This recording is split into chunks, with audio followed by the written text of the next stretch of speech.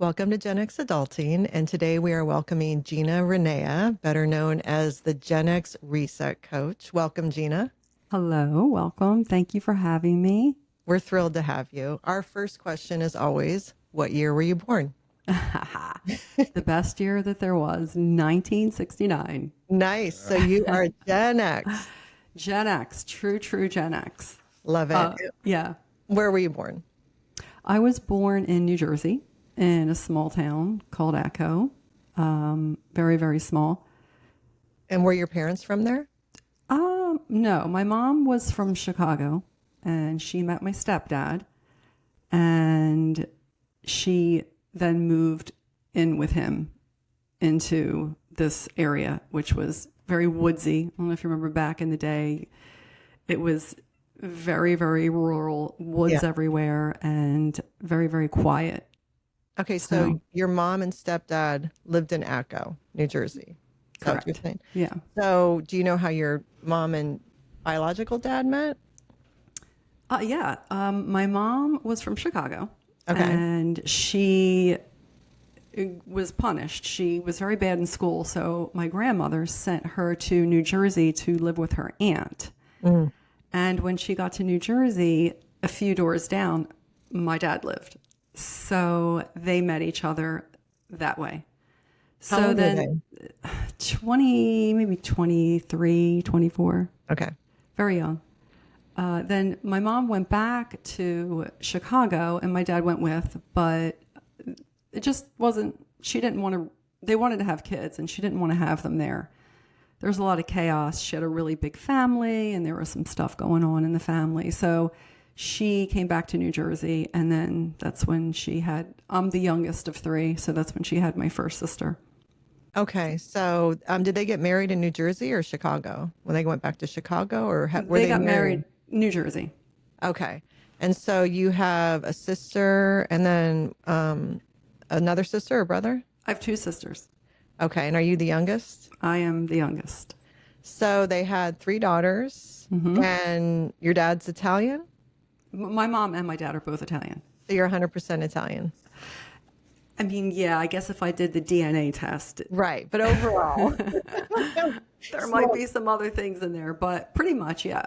I love the punishment of being banished to New Jersey. And I can say that because I'm from New Jersey, but I love that. You're terrible. You're going to New Jersey. Yeah. It's awesome. That's actually hilarious. Now, in Echo, was there a lot of extended family? No, there wasn't. So my mom and dad divorced early. I was only 2. And my mother met my stepdad and then he didn't live there first. So let me take that back. They moved there together. I was probably about 4 or 5 at the time. So when she met your stepdad and they got married? Yes. Yeah. So you're in Echo with your sisters and your mom and dad. They divorced when you're 2. What's the spacing between you and your older sisters? So 2 years. I have a middle sister. She's 2 years older than me. And then my oldest sister is 3 years older than me. Okay. So they're all Gen X. Okay. Mm-hmm. And then they got divorced. And when they got divorced, you said your mom went back to Chicago for a little bit, or no? No. She stayed in Echo. No, she stayed. As soon as my mom and dad divorced, my mother met my stepdad. And then they got together. They were together for a few years. Then they got married. And then they moved to Echo. Okay. So just help me. So I'm sorry, I'm probably not following it. You were in Echo with your mom and dad. No, stepdad. No. Okay. Where were they? In Chicago? No, they were in New Jersey. So they had gotten married. They went to Chicago for a little while, didn't like it so much, came back. Then they decided to have children. So then they had my sister, then my other sister, and then me, but not in Echo. Okay. Then they shortly got divorced because I was only 2. And then my mother met my stepdad, and then they moved to Echo. Okay. So where in Jersey did your mom and dad live before they got divorced? They lived in Berlin. It's just another small town, maybe 20 minutes from Echo. So when they divorced, did you and your sisters go with your mom for custody? We did. And did your dad stay in Berlin? He stayed around. He didn't stay in Berlin, but he stayed local enough to, every other weekend was with dad. So you had regular visits with him. He was still a fixture in your life? Yes. All right. Is Echo and Berlin far? Maybe 20 minutes. Okay, that's convenient. Are they But all I like only saw really? him every other weekend. Right, right. Okay, that makes sense. Yeah. I think back then, especially, I know it seems like now people share half a week here, half a week there. It's more integrated, I guess, in some families. I was the Mhm. same. Well, actually, I was summers and Christmas, but if my parents had lived in the same vicinity, I would have been every other. I think every other weekend was pretty normal where you went with Mhm. the other parent. So at least for us Gen Xers, I think that's what it was. So then when your mom and stepdad married, they moved to Acco. Did he have kids? He had a daughter, And was she but she close was in age? older and she didn't live with us.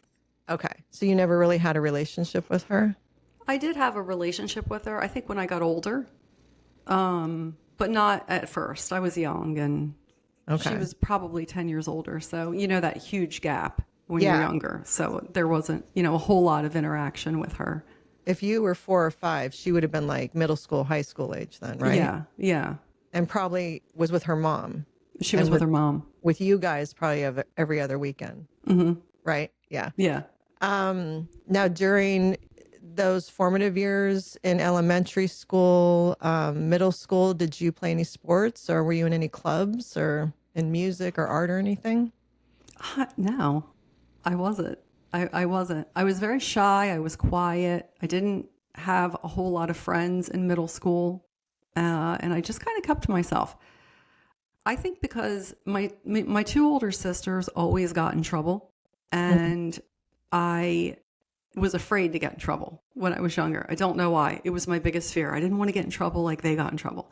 They was getting punished. My older sister was always having parties or going to parties, and my middle sister was cutting school. And I just always had this anxiety, and I just didn't want to get in trouble. So I just didn't do a whole lot. So would you say I was home a lot, you were a people pleaser? big time. And would you say you're probably in fight or flight, your nervous system a lot of the time with everything going on, like hyper vigilant? Oh yeah, probably since I was 5. Okay, since your mom and stepdad married. Hmm. So when they got married, how was he with you girls? Did he fully embrace you guys as his stepdaughters, or was there conflict? Well, he did embrace us, but in some ways, he embraced us, but he wasn't always nice. He had a drinking problem. Hmm. So when he drank, he was a completely different person.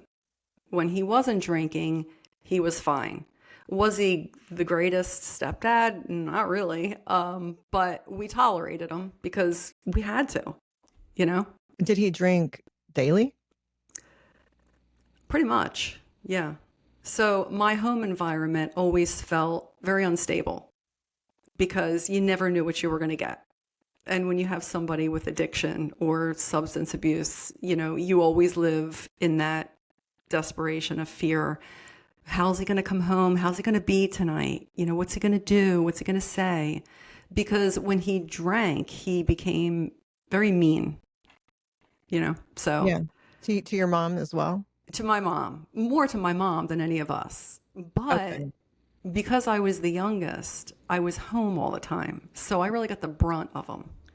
Right. Because your sisters would have been in more middle school, maybe, or end of elementary school, middle school when they first got married, right? And then Hmm. they were going into those middle school, high school years. I'm sure as soon as they could just get out every day and be with friends or party or just their rebellion was their acting out was probably in some ways a result of your home life. I would assume that's typically how it goes. I mean, Yeah. obviously we all partied and had fun, but if it's on a chronic level and it's causing issues, there's a root Yeah. cause. Yeah. Well, I Right. mean, I think my oldest sister, she was just at that age where, Pat Benatar and Yeah. Bruce Springsteen and the Kinks, all that music was out. And I felt like she really had fun. She was just always like going out and living her best life. But because I was so young and I didn't have that social support, I really was home Yeah. most of the time. You really bring So, up a good point as far as being young. You didn't have an outlet. You were yeah, there. yeah.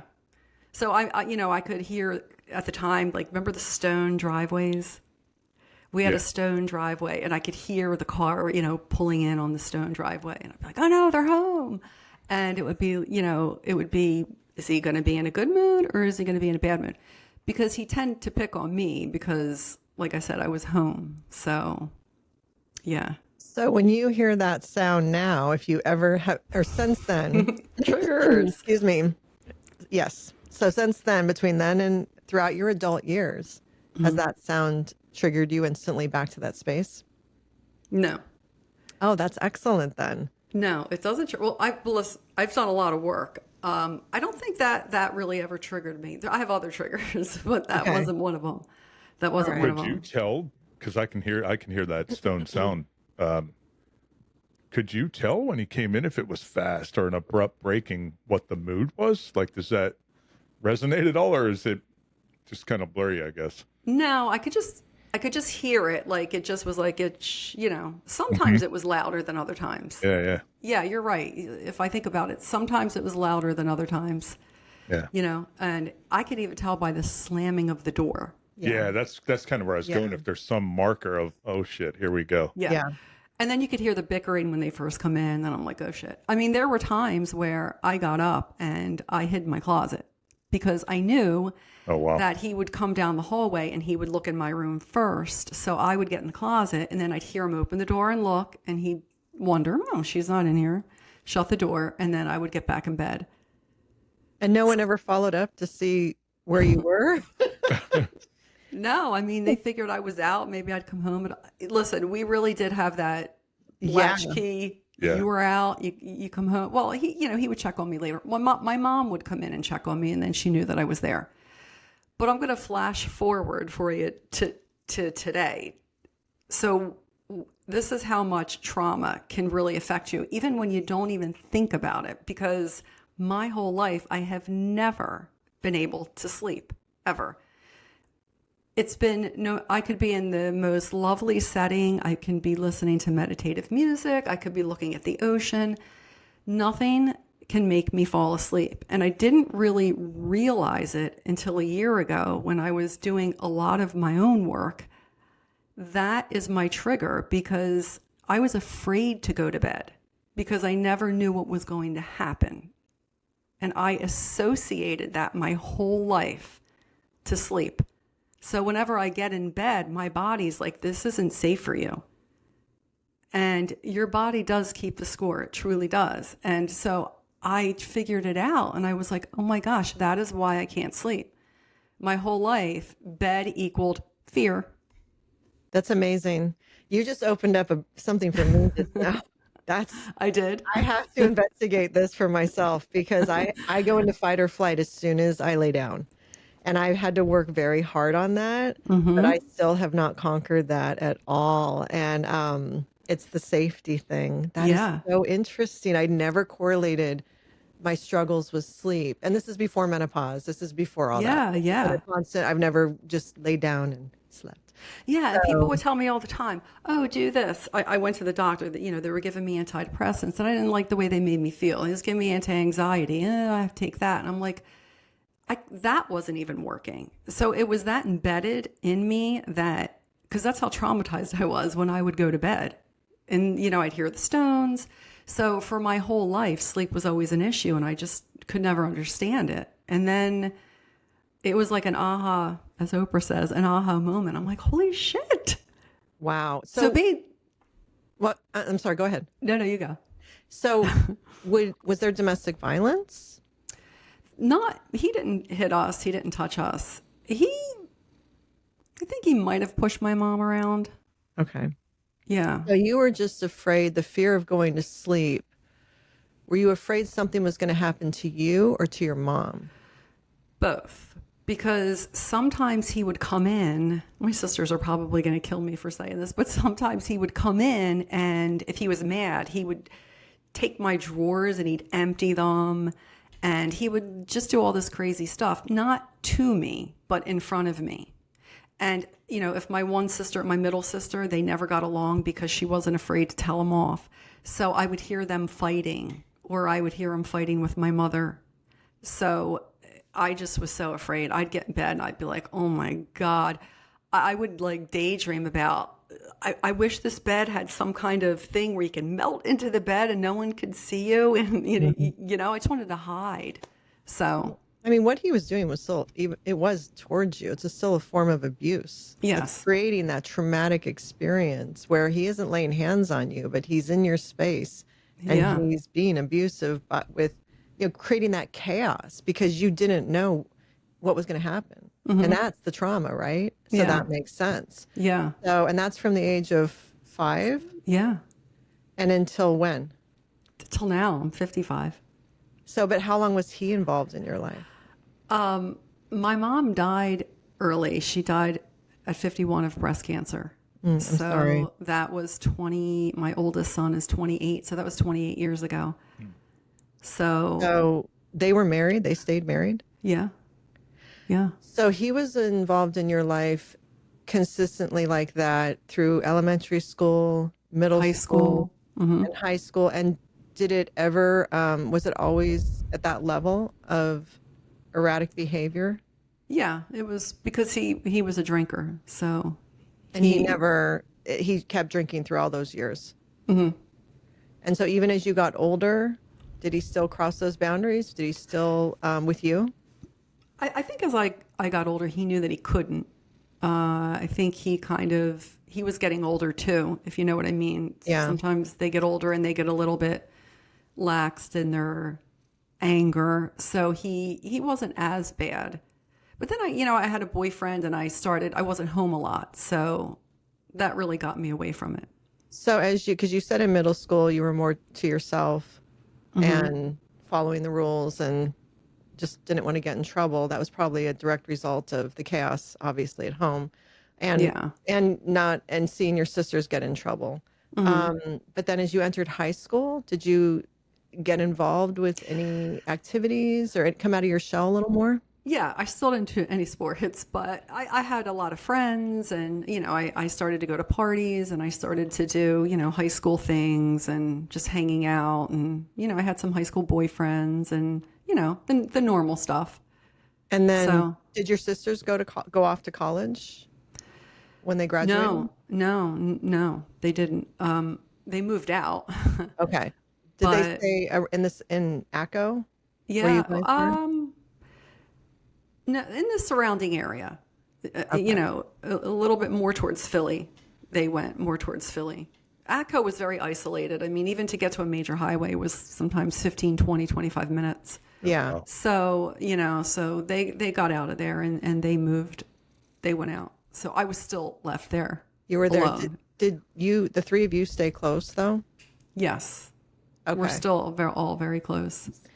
And when you were getting close to graduating, did you consider going to college? Was that Yes. on your plans? I went to college. Yeah. I So went to a local college. How come you think they didn't and you did? I don't know. I don't know. We had to work, especially because my stepdad really wasn't funding us in that way. He was providing the roof over our head, and my dad helped. But ultimately, back when we were growing up, we didn't have that luxury. It was like, go get a job. Yeah. I mean, I was 21 and I had my own car, which my dad did buy for me, but I started out in retail. Retail was big back in the day, remember? Yeah. I started out working at Payless Shoes, and 2 years later I was managing it and back then I was making $40,000, which was a lot. Yeah. I had change back then, yeah.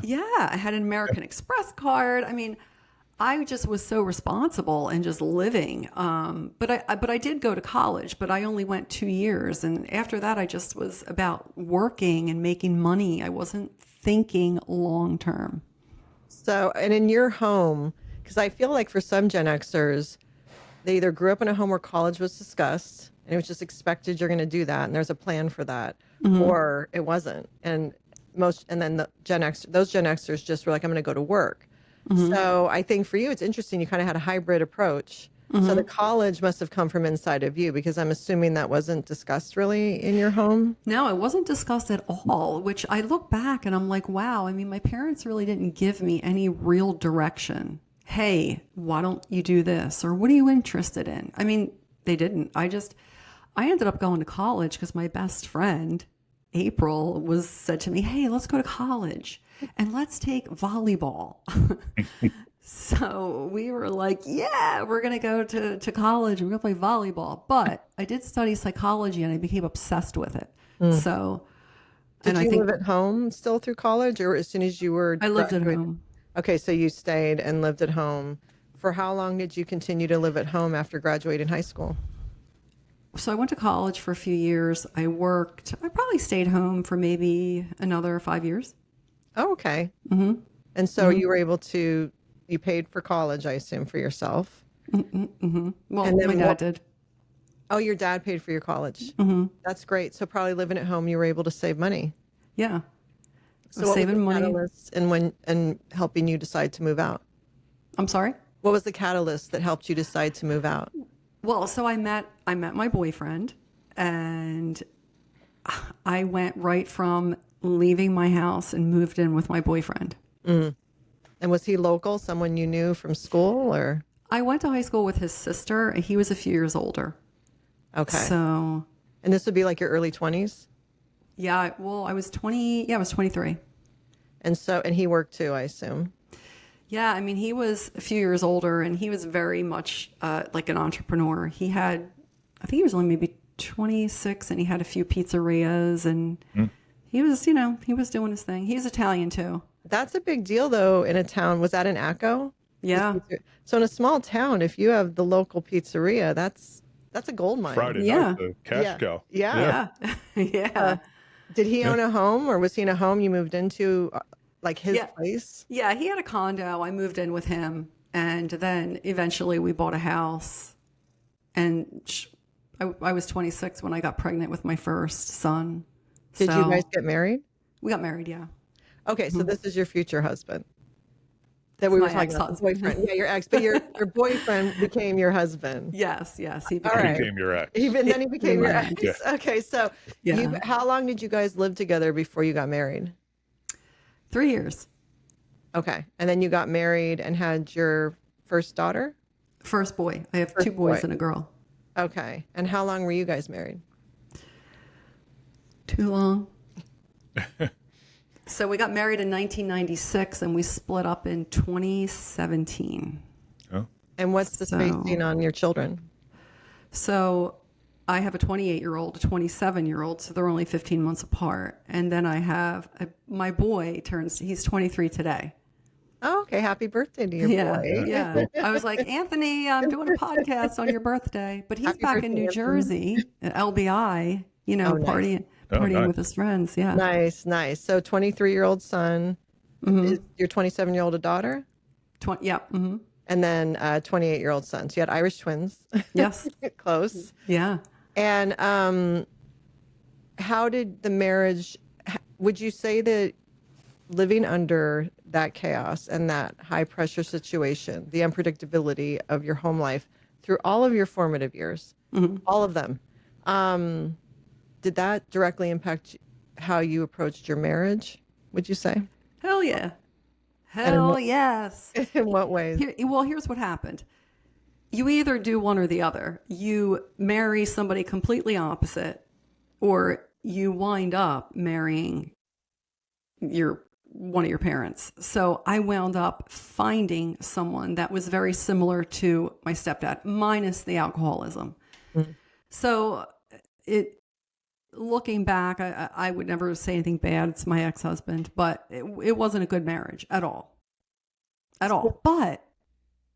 But back then we stayed. That's what we did. Yes. I had kids. I was like, what am I going to do? Where am I going to go? I just always had this fear of I couldn't do it without them. So I stayed. Were you working? I wasn't working. Well, I managed for the retail for a while.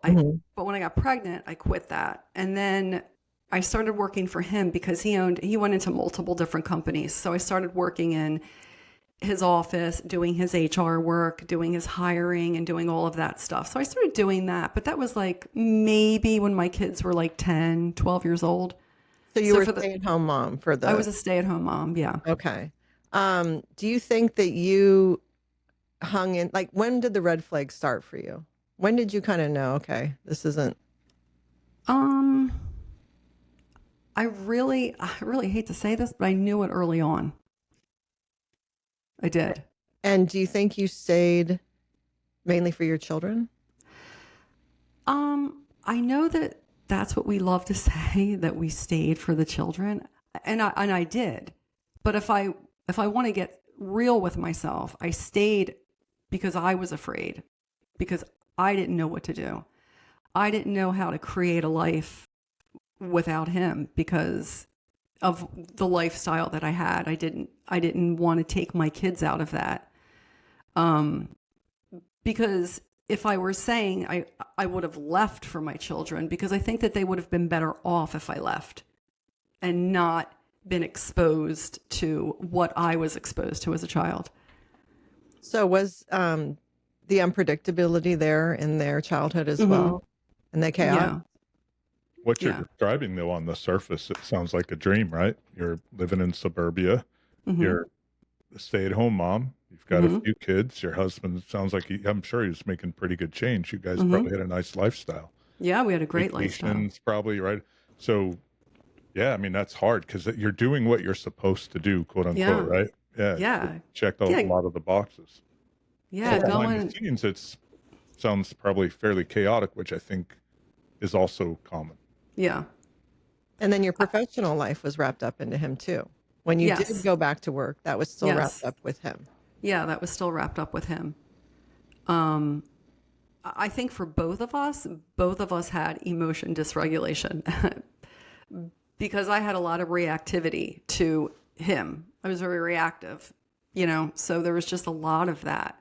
And I probably should have left, and taken my kids out of that. But either way, I mean, it's neither here nor there. I mean, now it's, my kids are fine. And I mean, they all had to go to therapy and, deal with things, but that is what I talk about with my coaching because, generational trauma is a real thing and it really does get passed down and it really does have an effect because I really didn't think I was doing anything wrong.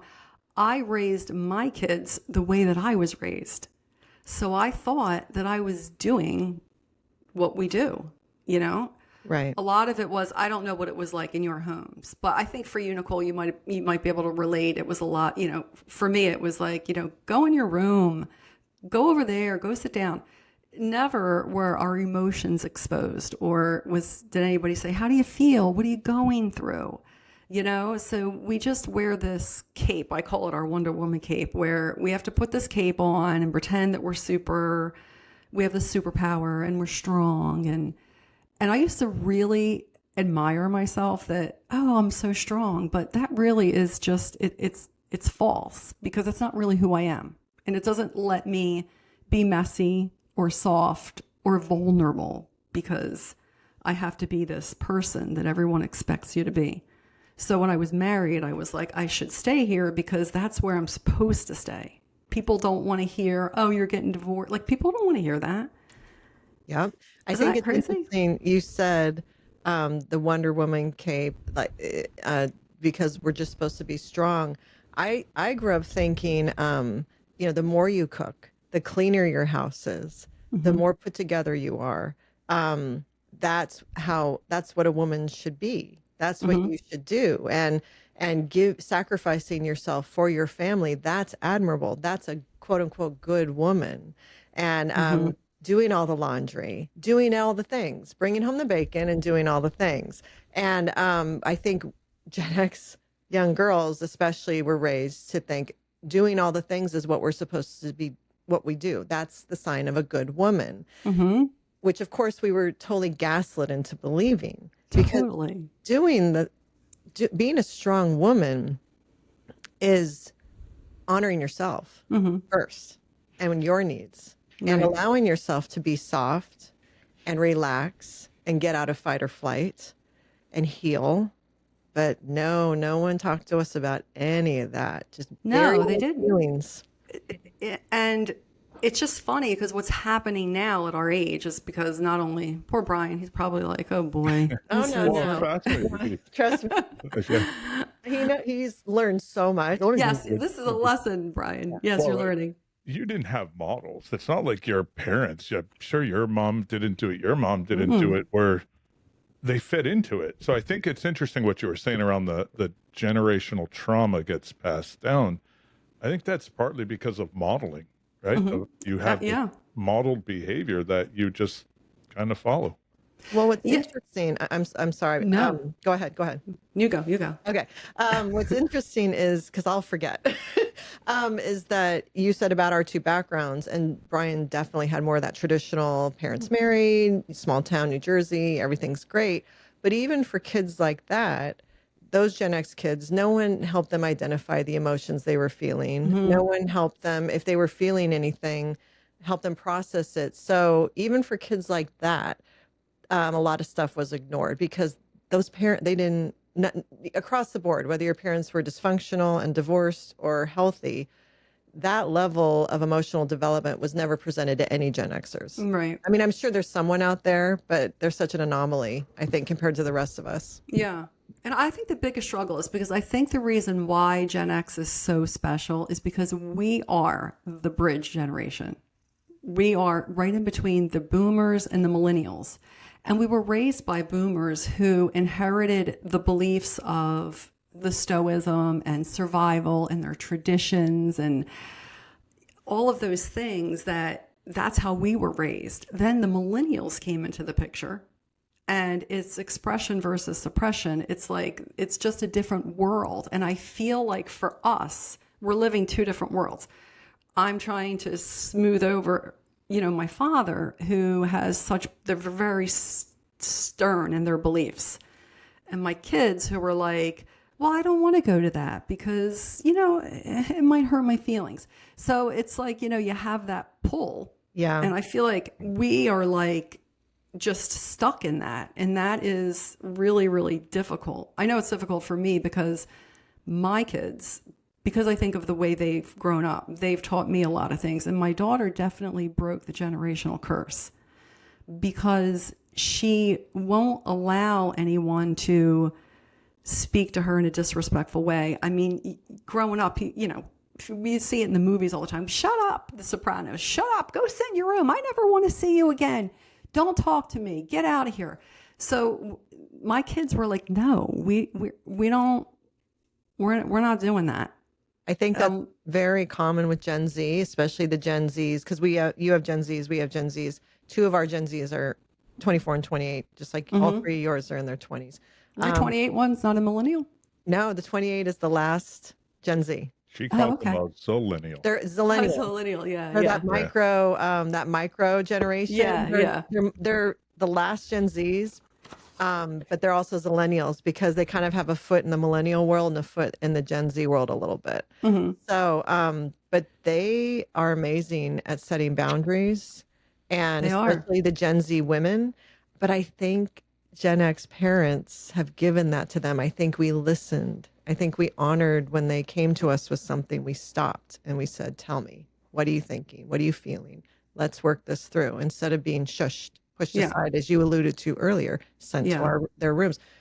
I think we gave them the space to create that for themselves. Yeah, I think we gave them the space because we wanted to do better as parents. But I think sometimes we overcorrected and we became hyper involved.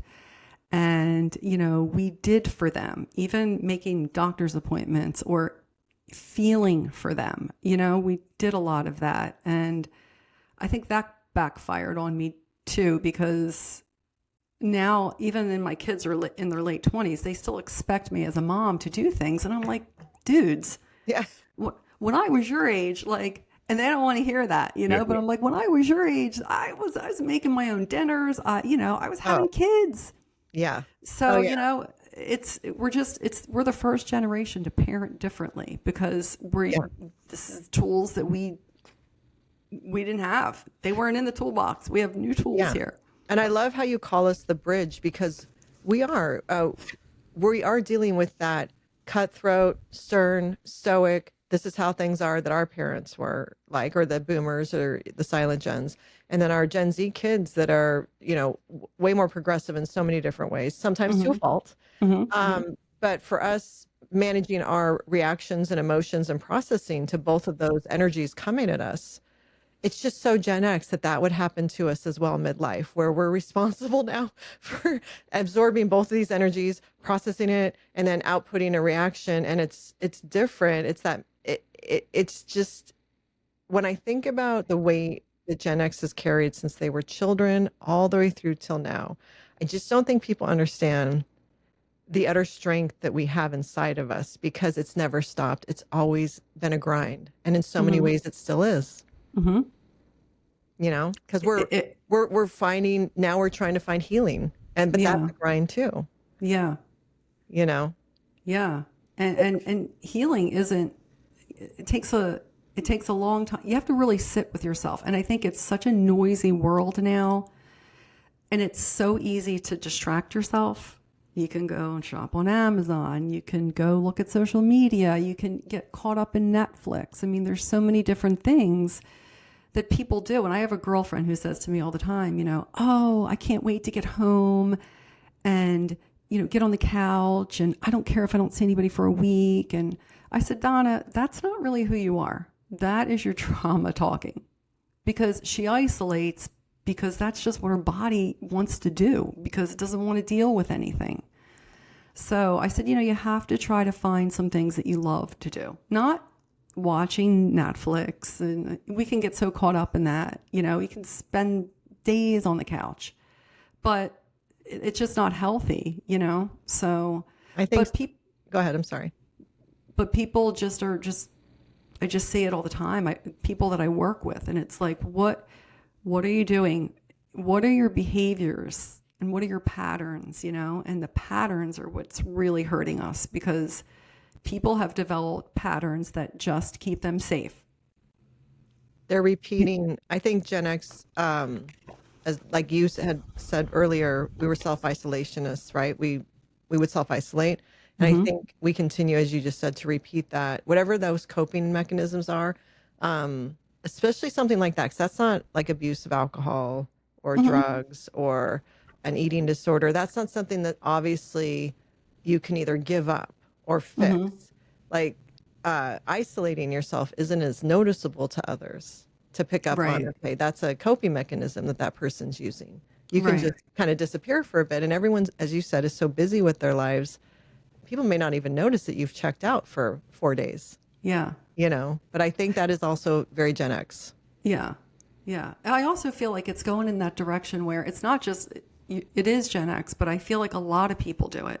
A lot of people are just going and just kind of self-isolating and calling that normal.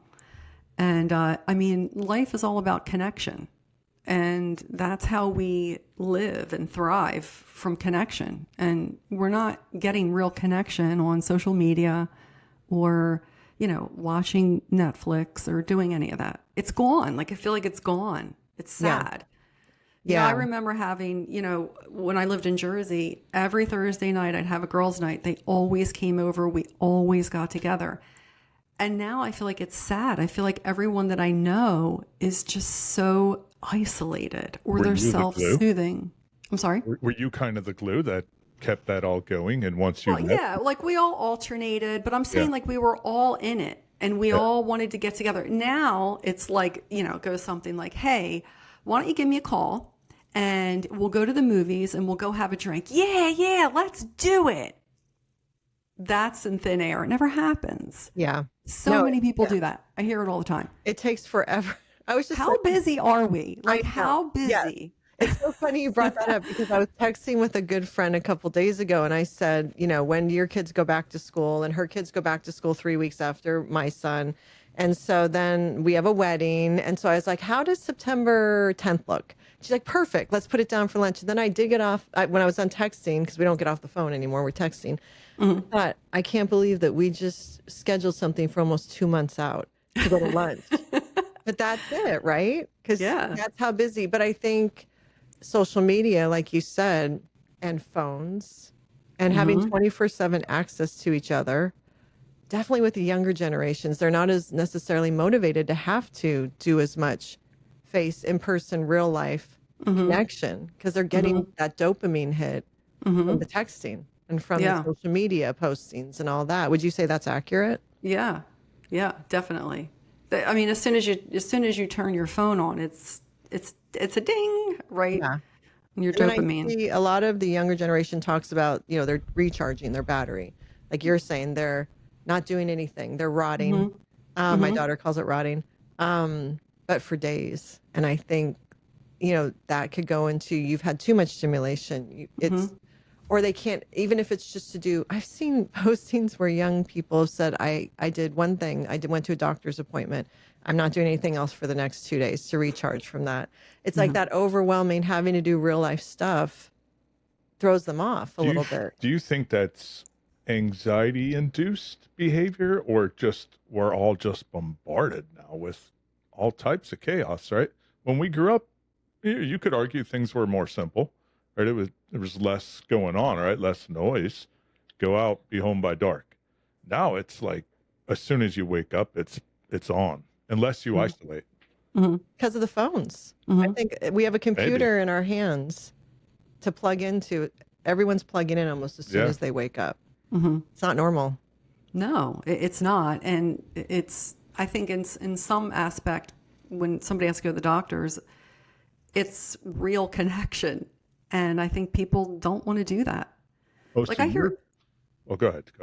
I hear some of my son's conversations and, with his other friends, and I'm like, oh my God, it's just not, I don't feel like there's any depth to their conversations. I don't feel like they have these real connections like we did, growing up. Yeah. Talking, having your best friend, talking to your best friend about everything and thinking, of ideas of how to get through things. And I don't hear that with the kids today.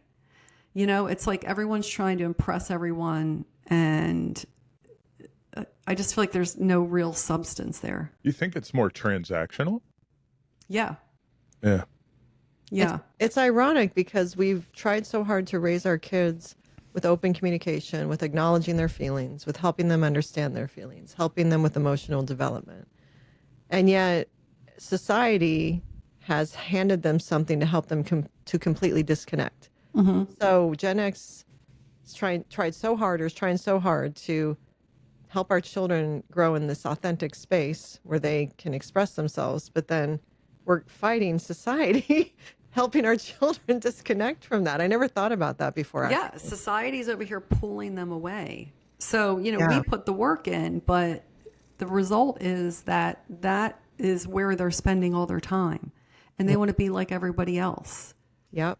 So The comparison is a thief of joy. I don't think has ever been stronger as it currently is for kids and young adults, as far as comparing their lives and feeling like failures for doing normal stuff like working, 9 to 5, 5 days a week. You're 25 doing that, and you may feel like you're failing because you're not in Italy on a Tuesday like the girl you see on social media. It's a excuse my French, a mind fuck, right? Because you're just like, am I succeeding in life? I'm not sure. When really you are. But it creates that self-doubt. yeah. Constantly comparing. Yeah, constantly. I mean, I have to stay off social media because I'll do a post and then I'll go and I'll see someone else's post and I'm like, oh my God, it looks way better than mine. And then I get into my brain and then I'm like, maybe I'll delete mine. Yeah. It's like stay off, because it really is. It's great for, we don't have no other way to market, it's not like how it used to be. Yeah, big bulletin out on the highway. It does give you that platform to advertise and do that.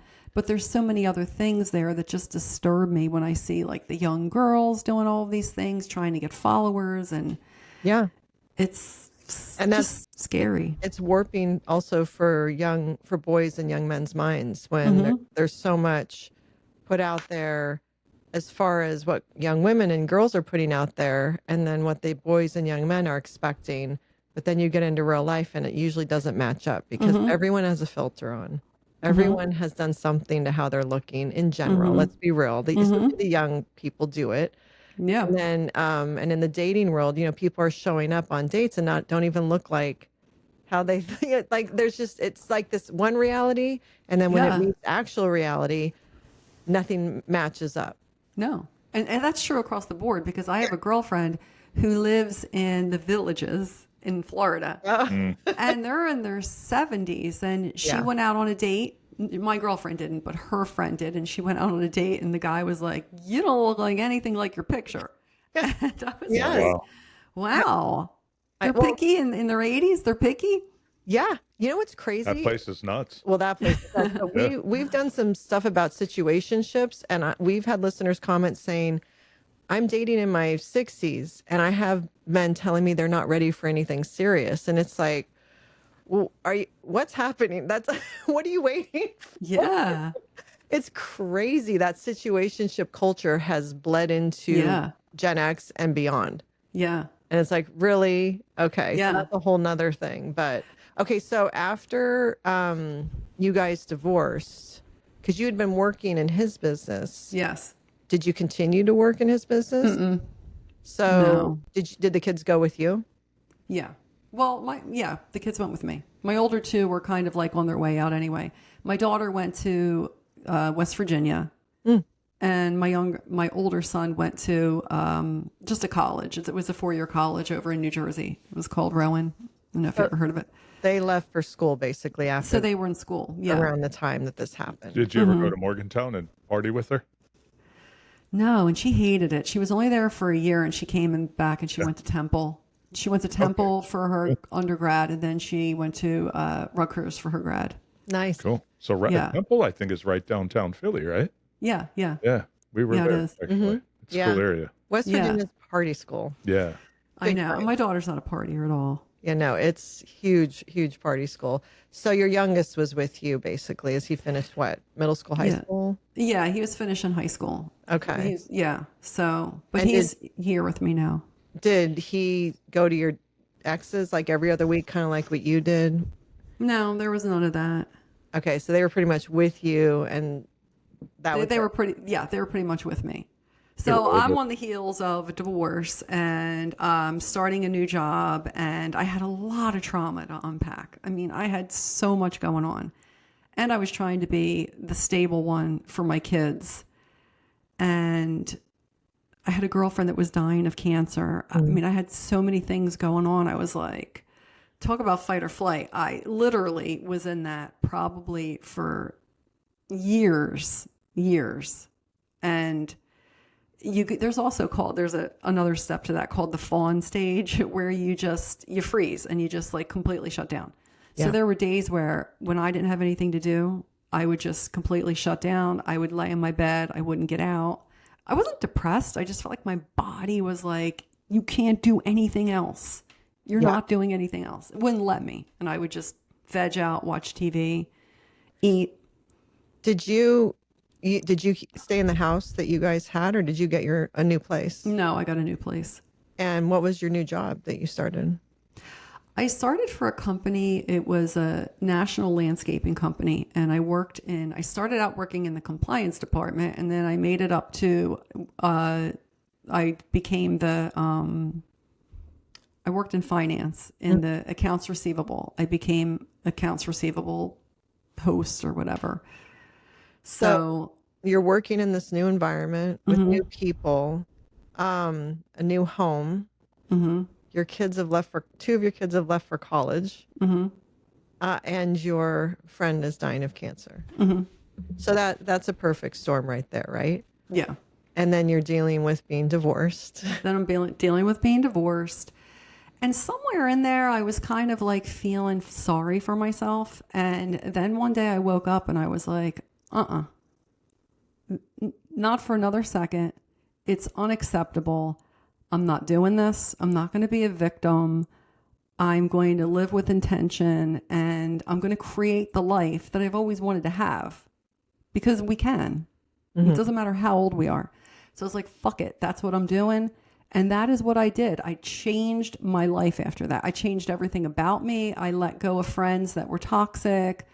I started to change my mindset. I started to change the way I saw things. And I started to meditate and just do things that were beneficial to me growing. And I still don't sleep though, but I just had to do it. I was like, I know that there's more to me than this, and this is not who I'm going to be. It's not me. How long were you in that traumatic state before that change happened, would you say?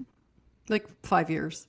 And then that's a long time, because you probably had been in fight or flight, like many Gen Xers, since you were 4. Yeah. Oh yeah. and then it just revved up for those 5 years. No wonder that your body at times was like, you're not getting up, just stay down.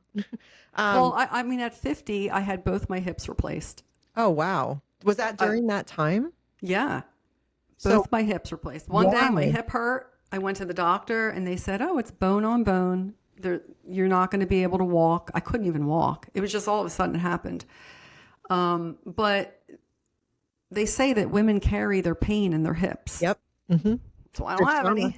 Sounds like they're a testament to that. They carry their trauma in their hips. They do. There's I'm sure you've heard about, like, yoga classes you can take just on your hips. And many women release so much like cry and sob, because it just, you don't even know it's going to happen. It makes me want to cry right now, because it's right all there. Because think about it, we give life there. We accept male energy there. And then I think our trauma is just naturally, there's so much going on in that part of our body. Yeah. It's amazing. So you had this unexpected double hip replacement in the middle of all this? Yeah, I had my first one was in March, and then my second one was in September. Because after the first one, then the second one. So I'm on a new hip and a bad hip. So it just wasn't working. I couldn't even walk. I was walking with a cane. And I remember thinking, is this it for me? Is this my life? Yeah. You know? So. How did you care for, did your sisters help you? Or no. Nobody helped. My mom wasn't alive. Nobody helped. I'll tell you what I did. The second time I went and I hired a personal trainer, and I got in excellent shape, went and got the surgery, walked out of the hospital with a cane, with nothing, walked out. And I was like, I need nobody. I'm not asking anybody for anything. I had my cape on.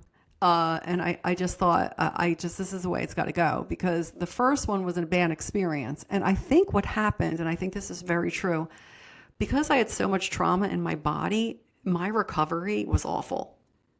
My body was just, my hip wasn't doing what it was supposed to be doing, wasn't healing.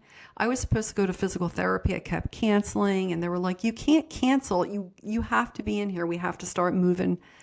I just couldn't do it. I don't know why. I felt exhausted. So I felt like my body was like, And it took me almost 2 weeks to get into physical therapy. That's amazing. So when I knew I had to get the second one, I was scared. I was like, I'm not doing that. So here's what I'm going to do instead. I'm going to go get in shape. And it worked. I didn't think twice about it. And now I'm getting ready to get my Pilates instructor license. Yeah, cool. It's amazing. So I can move. My hips are they're like brand new hips. Did you have an epiphany, or it doesn't sound like it was one event, right? A culmination where you kind of reached that, fuck it, this isn't how it's going to be. I'm going to change. I'm not going to feel sorry for myself. I'm not going to be a victim. Was there one event that finally made that happen, or is it just that culmination? I think it was a culmination. I just was done. I just was done feeling the way that I was feeling. And I was like, this just isn't enough for me. This isn't who I am. I feel like I spent most of my life in this flight or fight and being scared. And, when you're in that, you can't grow mentally. That Maslow hierarchy of needs. It's like when you're over here with your shelter and finances and all of those things down here, self-awareness is way up here. You can't grow. So I wasn't able to do that because I was stuck down here. And I was like, no, I know psychology. I know it. I knew what I had to do, but I wasn't quite sure how to do it. And the very first thing that I did was my mindset, little things, because it's a lot of self-doubt and a lot of, I can't do it. Oh, I'm too old. And just all these things you tell yourself because you want to stay there. Your body wants to stay where it's safe. Even if it's traumatized, it wants to stay there because that is where it knows that's where it wants to stay. So I was battling my brain. I was like, okay, but I'm doing this. I worked out my whole life. That was something that I always liked. I always was a clean eater. So I had those things going for me. So I went back to the gym. That's a focus. That's a really good focus to have. Went back to the gym. I was eating good, but the mental side, I just had to get right. And then menopause smacked me in the head. Yeah. So when do you think perimenopause started? If you look back, because I didn't know it was happening. I know now. I look back and I'm like, oh, okay. But did you know when perimenopause hit, or was it just like what I went through, where you didn't even know you were going through it? No, I could. The only thing that I noticed was I gained some weight, but I wasn't chalking that up to perimenopause. Yeah. I didn't really get a lot of physical symptoms because I'm menopausal now. I really didn't get any symptoms. The only symptoms that I got were in my head, like I was getting depression and anxiety. Mm-hmm. And I couldn't deal with that. So I ended up going to a metabolic doctor and she put me on hormone replacement. I'm sorry, not a metabolic, a holistic doctor. And she put me on estrogen, progesterone, all three. I know you're on them too. Yeah. And they saved my life. I was like, oh my God, I'm a different person. It makes you feel like yourself again. And you didn't realize you weren't. I mean, I can say for myself, I went at least 8 years of perimenopause where I was struggling my whole 40s. And I so wish I could go back to that person and say, get on HRT and almost everything will be fixed. Not everything, but it's that's one of the reasons I love that us Gen X women talk about it as much as we can for the younger women and be like, hey, when you turn 35, just start educating yourself even before then. But watch out for these things because these could be signs of perimenopause. You aren't necessarily have depression. You might be perimenopausal. So, and I was just realizing during that whole storm you were in, you were also probably going through perimenopause. Yeah. So just add that fun in.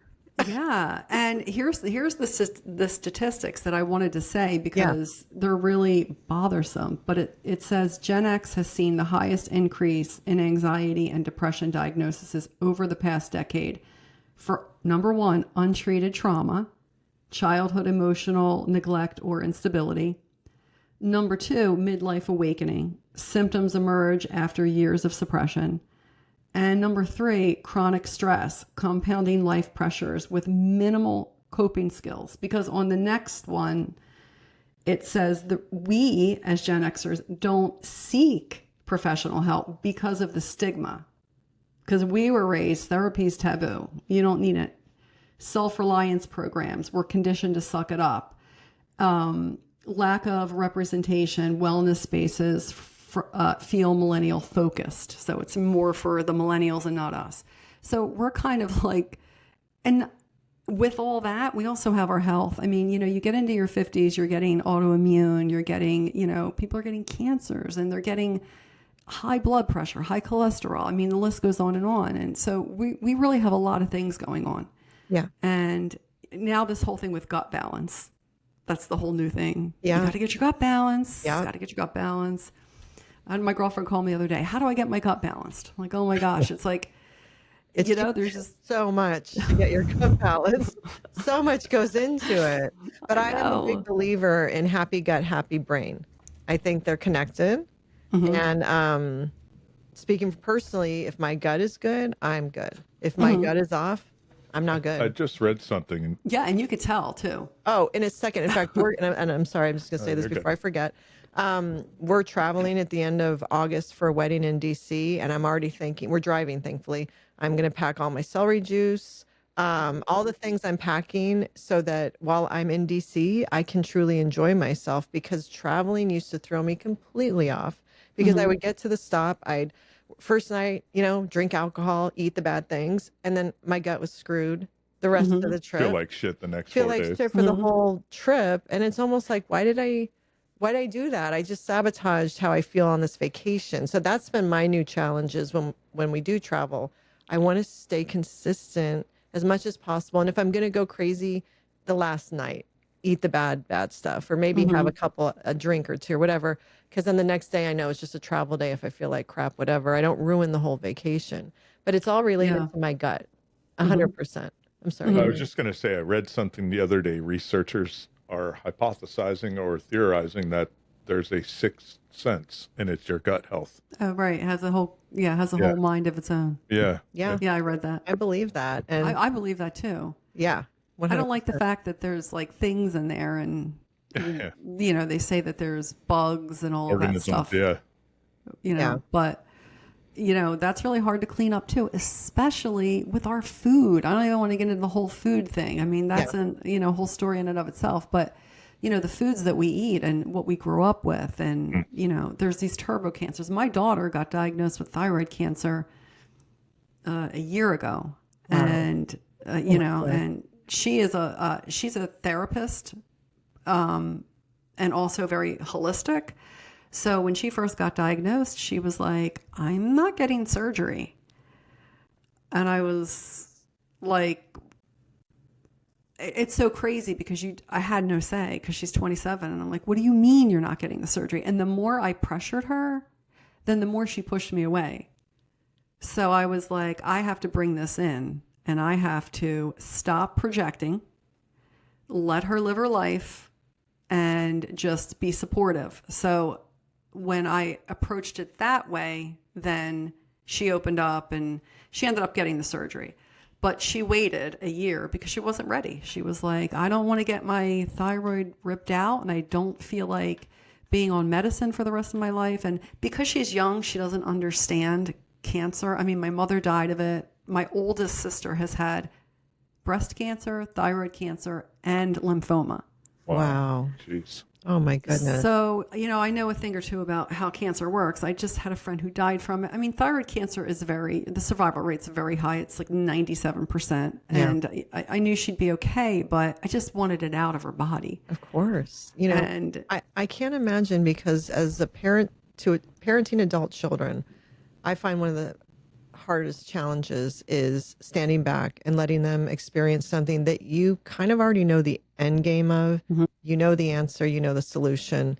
And the more you push that, the more they rebel against that solution. And so you have to stop and let them learn it on their own. That's hard enough when it comes to something simple as buying a car or moving into an apartment or changing a job. I cannot even imagine the utter what's even the word? Just beyond stress, just pain Like that had to have disbelief. caused you yeah, to have to pull back as a mother when it came to your daughter's health, and which was such a severe state at that time. The strength that you had to find in yourself to be able to pull back and stop projecting. Not every mother could have done that. So I commend you on that. And thank God that it all worked out okay. Yeah. I'm assuming, is she okay? she's fine. She's fine. She's doing great. And, you know, I had to find a way to deal with it. And I don't know, there's this poem called The Children. It's an old poem. I don't know if you've ever heard of it, but in the beginning, he says, you know, your children are not your children. They're born through you, but they are not of you. Yeah. And teach them the new way, not the old way, because the old way doesn't exist anymore. So like in reading the poem, I was like, you know, I can't spend my life trying to control somebody else and what they want to do, whether they're my kids or not. As much as I love them and they're my kids, but I had to let that go, because if I didn't let that go, I'm harboring all of this pain and worry, and that could make me sick. And she wasn't worried. So I was like, well, if she's not worried, then I'm not going to worry about it. I'll worry about it when I have to worry about it. When she says to me one day, I'm not getting it at all. But she ended up getting it. But there's so many times, like your mindset, you have to shift your mindset a little bit, and otherwise your mind fucked. Yeah. Seriously. No, You know? but the strength as a parent, and I think that's underestimated. The strength as a parent to be able to do that. And I think that's truly, it just is another example of the unconditional love that parents show their children, because you're in a painful, stressful state. And you said you figured out a way to just kind of let that go. Mm-hmm. But that's work and that's Mm-hmm. effort. And that's probably something that's fluid and has had to be worked on daily. It's not like you're like, I'm letting it go. Okay, everything's Yeah. fine now. Yeah. You get re-triggered or something comes Yeah. up. And so you have to kind of be like, no, don't have that initial reaction. So that's a constant work in itself. Was this also during all the other stuff that was going on in your No, life? this was just last Okay. year. Okay. She just got surgery in May. She lives in Austin, but she was getting surgery at MD Anderson in Houston. So I flew out and I was there for her surgery and all of that. And she did great. She did amazing. And I can't believe how many sick people there are. I mean, there was 75 people getting cancer surgeries at MD Anderson in the morning. You know, just everyone in the hospital has sickness. So I think that over all of this, you know, if we don't have our health, we've got nothing. And I think that that's another big thing. Like, you know, we're approaching older age and it's like, you know, things are just creeping up.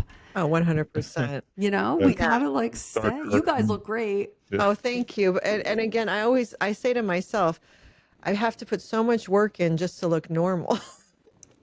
You know, at this age, Yeah. you know, because I have thyroid Hashimoto's, and so that's a whole thing. And then perimenopause, menopause, Yeah. and unpacking trauma, and then just naturally aging.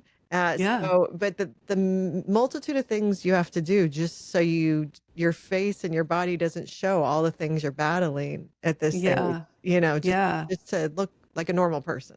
Yeah, and that's another reason why we're in hiding, because it's like, you know, we're challenged right now because we don't have all of the noise. Everything's kind of gone away. The kids have gone away. Some people are going through divorces, whatever it may be, and you're kind of stuck with yourself. And now you're like, well, what do I want? Yeah. What am I doing? What are my passions? You know, what is it that I want? You know, what do I want in my life? And some people are just like, yeah, you know what? I'm too tired and I'm good being the way that I am, you know? And then there's people who are like, you know what? No, I want change. You know, I definitely want to, you know, I have two quotes that I love. Hope is the only thing that's stronger than fear, and feel the fear and do it anyway. I say that all the time. Just feel the fear, do it anyway.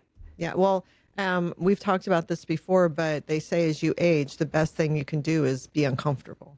Constantly Exactly. put yourself in, which is getting through fear, right? Yeah. But just do it. Just be uncomfortable, because that's growth, and that continues. Yeah. That keeps you plugged into life. I feel like, you know, you're either going to thrive in the second half of your life, or you're just going to kind of coast to the end. You got to keep living. You know, the whole fear thing is living. You're embracing things, challenges. You're challenging yourself. So many people before us, though, have just waited to die. And we've talked a lot about this with other folks, where I don't think that's our generation. I don't think it's part of our DNA, or at least for a lot of us. Except for the ones you've referred to that maybe are so tired and feel so beaten down. And the idea of change and healing, they're beyond exhausted and they feel maybe they don't have the energy to heal or unpack, you know. I definitely think those Gen Xers exist. Yeah, definitely. Or, you know, or a lot of people that I work with, they come to me for one thing, thinking that it's that, but it's not. There's always something else underneath, you know? So, Well, okay. So before we get to your coaching, just to go back, you were working at this new business. You're going through this crazy time in your life with all the things. You wake up one day to make a decision to make a change in your life. What was the first step you did to take that change? Or the make first step, let me go back. I was always the girlfriend that everyone calls for the therapy. So I was always that. I love that. It's like, I'm a leader. It's just who I am. I like to help people. So when it came time to help myself, I was like, ew. But the first thing that I had to do was first recognize what is no longer working for me. What's not working for me, and to really be real with yourself. You know, the job that I was at, I wasn't happy. I wasn't happy with my friends. I felt like I wanted to be around, not all of my friends, but people more like me, or, you know, I wanted to be inspired, or I wanted to be around somebody that I was learning something from, you know? So I just started playing around with all these different things that I wanted, put it up on the whiteboard, and you have your visions, and yeah, the first step was then recognizing, what the hell do I want? And looking at my patterns. You look at your habits and what was I doing every day, not getting up when I should. So, one of the patterns I changed was every day I get up at 6 a.m. Doesn't matter what's going on in my life. I don't care if I'm drunk, I'm hungover, I'm getting up at 6 a.m. because they say that, the most successful people look at their habits because, you lead yourself to discipline. Yeah. So I started changing my habits and then embracing like yourself, like we don't do that. We're going and we're doing for other people and we don't think it's okay. We just don't think it's okay. We weren't raised to celebrate ourselves. No. And if we started to celebrate ourselves, we were like, you're getting a little too big for your britches. Exactly. We just had a guest on before, and that was her like last week. And she said that was the saying she was always told: you're getting too big for your britches. And I think for you, it was, you think who you are, like your Northeast Jersey, you think who you are. That's what he grew up with. But they would temper us down as soon as we showed that we were overconfident. You shouldn't be overconfident. You shouldn't be full of yourself. So it makes sense that as you reach that midlife, you have to work at that. Yeah. It'll come naturally. Yeah.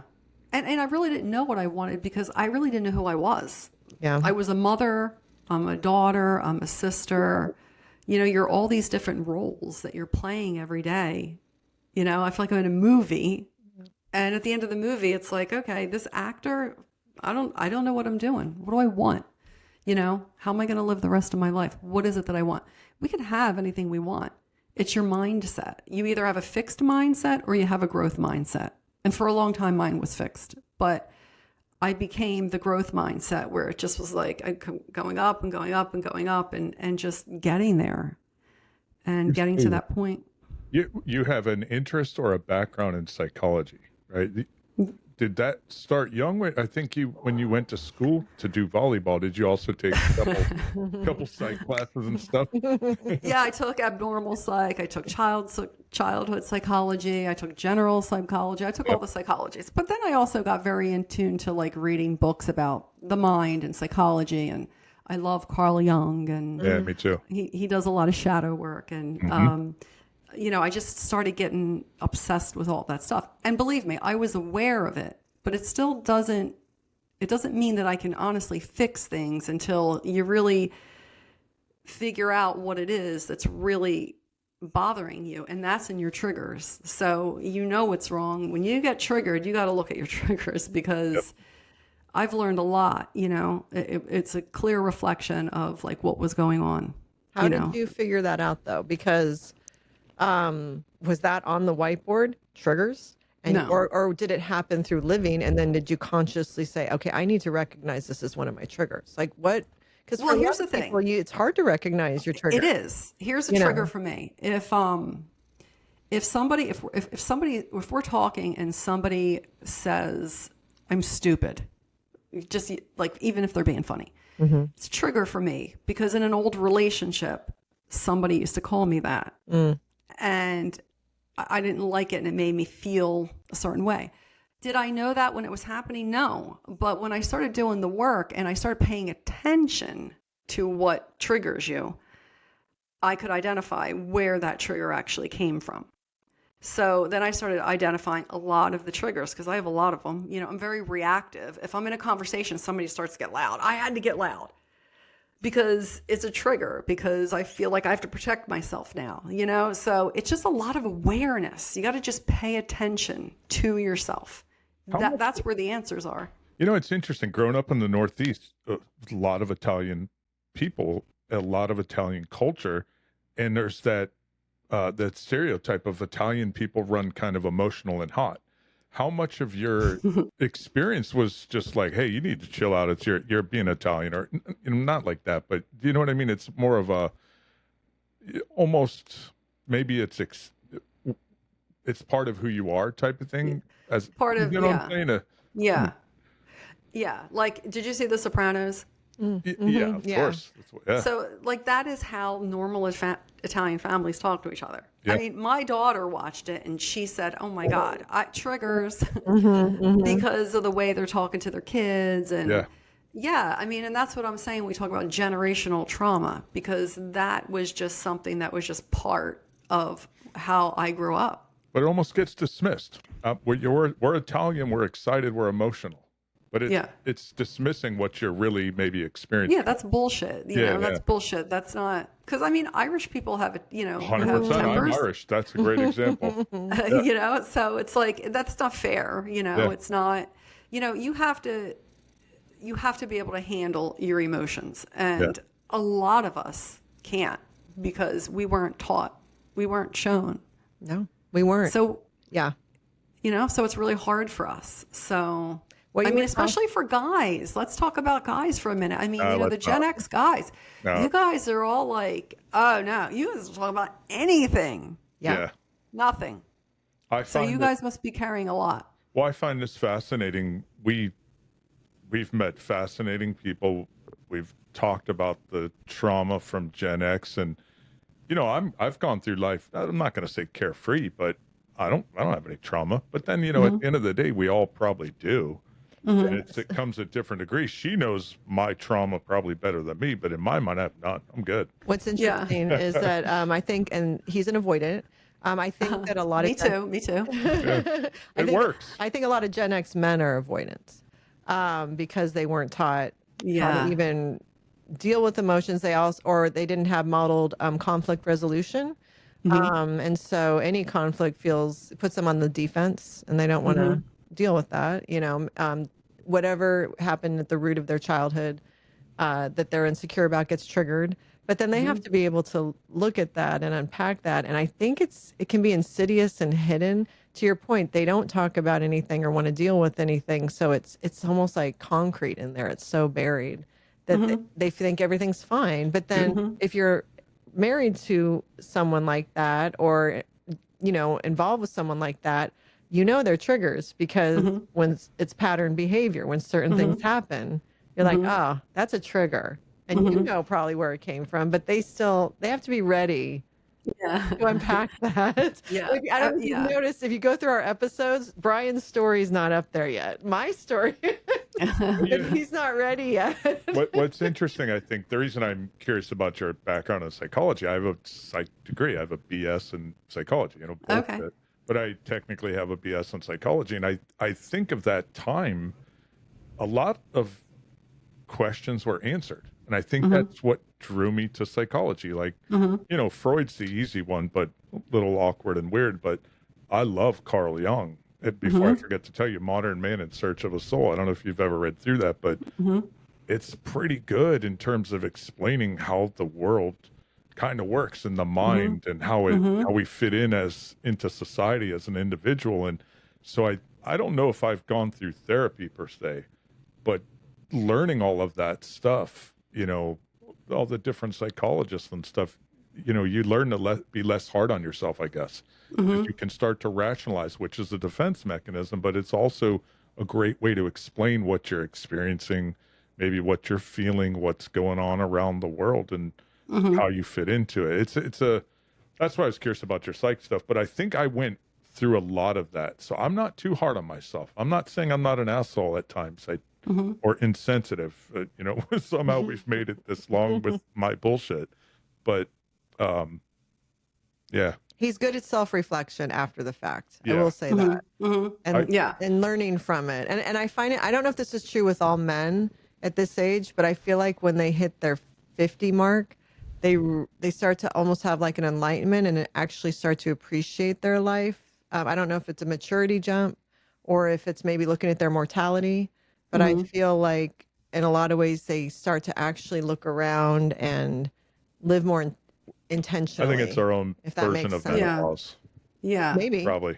Because Yeah. it's something I even asked guys my age. We had a guest on the other day who was a boomer, and I asked him, when did you start to have this enlightenment or realization of, I don't know what it was, but something goes off in our heads where you start to ponder things, and maybe it's our own mortality. I have another friend who I'm almost the weird one now, being like, when did that happen? Because I'm feeling like I can see things differently now. It's interesting you said though the version of male menopause, because it's interesting for women.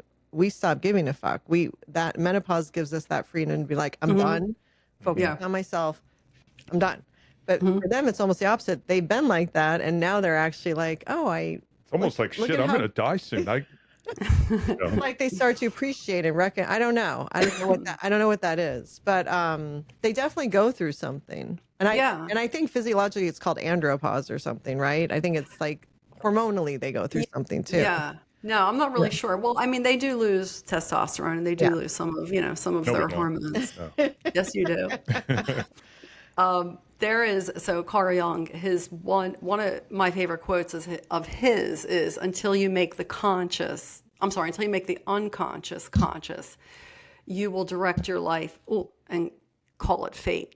And that is so important because a lot of us think like if they say, oh, I hate asking for help, it could be pride, or it could just be that you're vulnerable and you have some shame and guilt around it.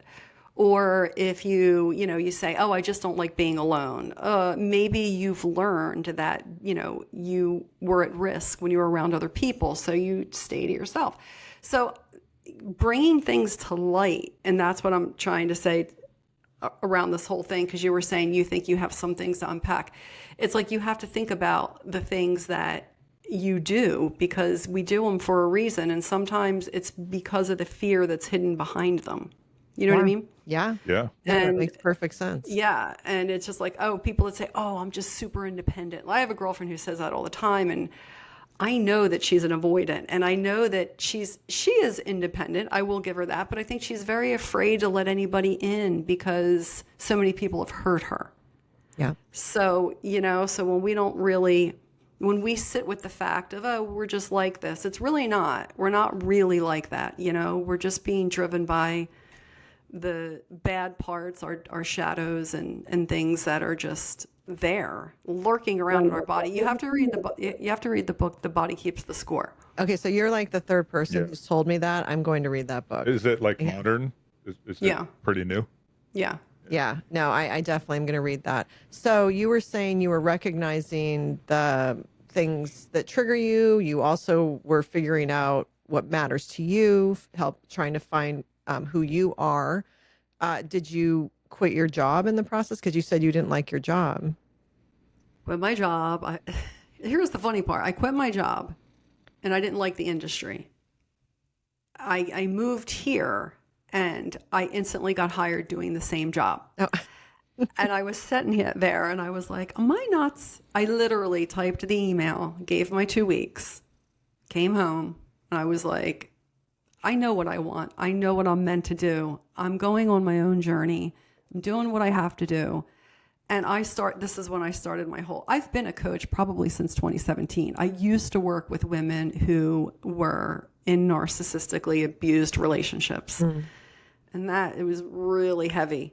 But I started out that way. But and then I went back to work. So I was doing it a little bit. And then when I first moved here, I moved here a year ago. As soon as maybe September, October, I just started preparing everything, doing my reset program. I started working with a book coach who is helping me, put it all together. And I do all my stuff on TikTok. I don't know. Instagram just doesn't like me for some reason. I can't get the algorithm, whatever. So I do all my stuff on TikTok. And I posted one day. I didn't know what to post.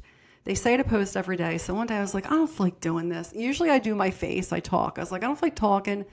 So I posted this random thing. And the first, it was a carousel. You know how you slide through? And the first thing it said was, we are the first generation that are parenting without parenting tools. And it just got into what I was talking about and how it's changed and we have a different way it went viral.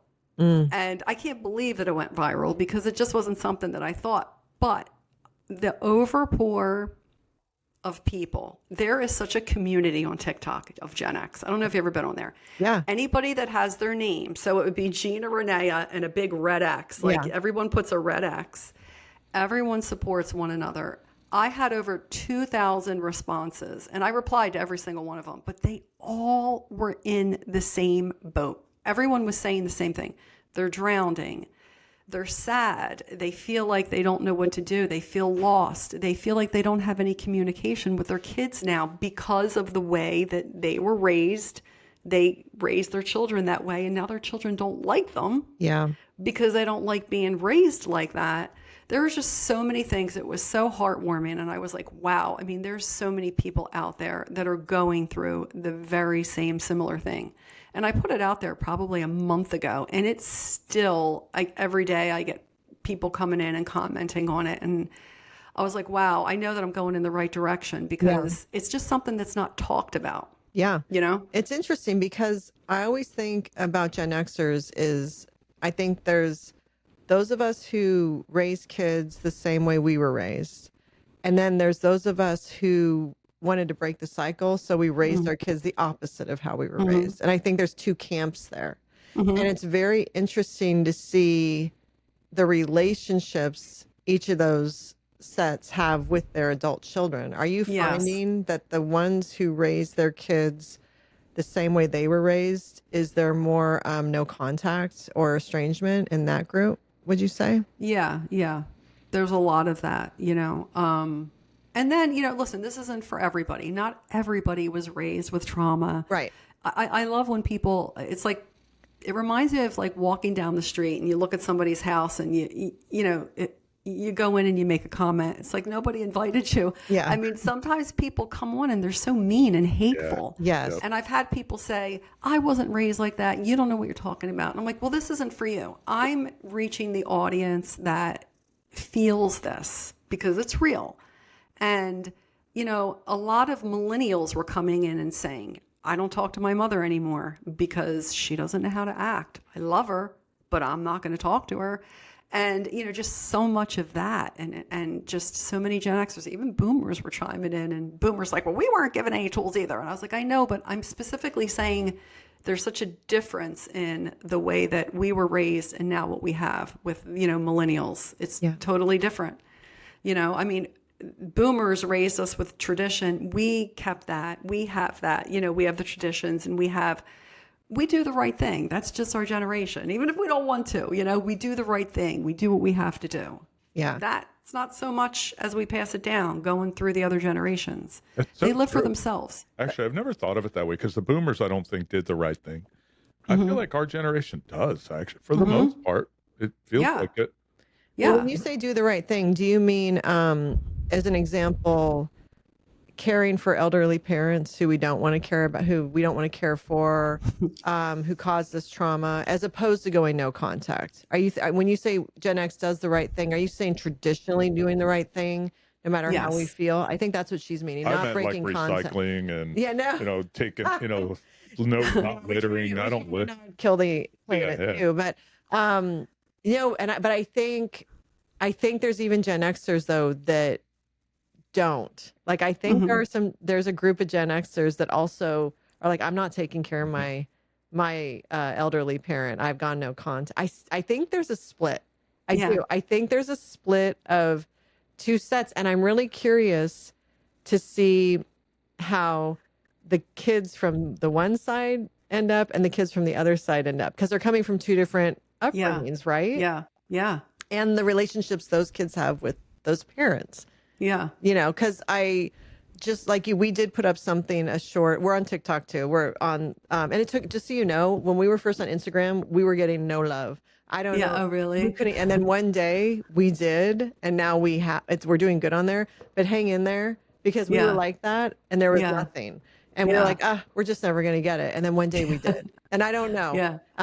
But with TikTok, we put something up that was about, you know, Gen Xers are kind of sandwiched between caring for children and then having to care for their elderly parents, many times the ones who cause them trauma, whether intentionally or they weren't aware they were causing it. And we were flooded.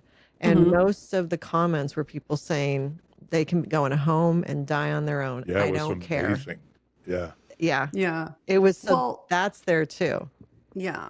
But also Gen X, I mean, Gen X holds the largest percentage of leadership Yeah. in job roles, you know, we have strong execution, independence, and like we're very pragmatic. A lot of us are still working. A lot of us are still in these roles, in there's 65 million of us. Yeah. So, but again, I mean, I would take care of my dad in a minute. I love my dad. If he needed me, I'd be there. And partially because I feel as a daughter, that is my role.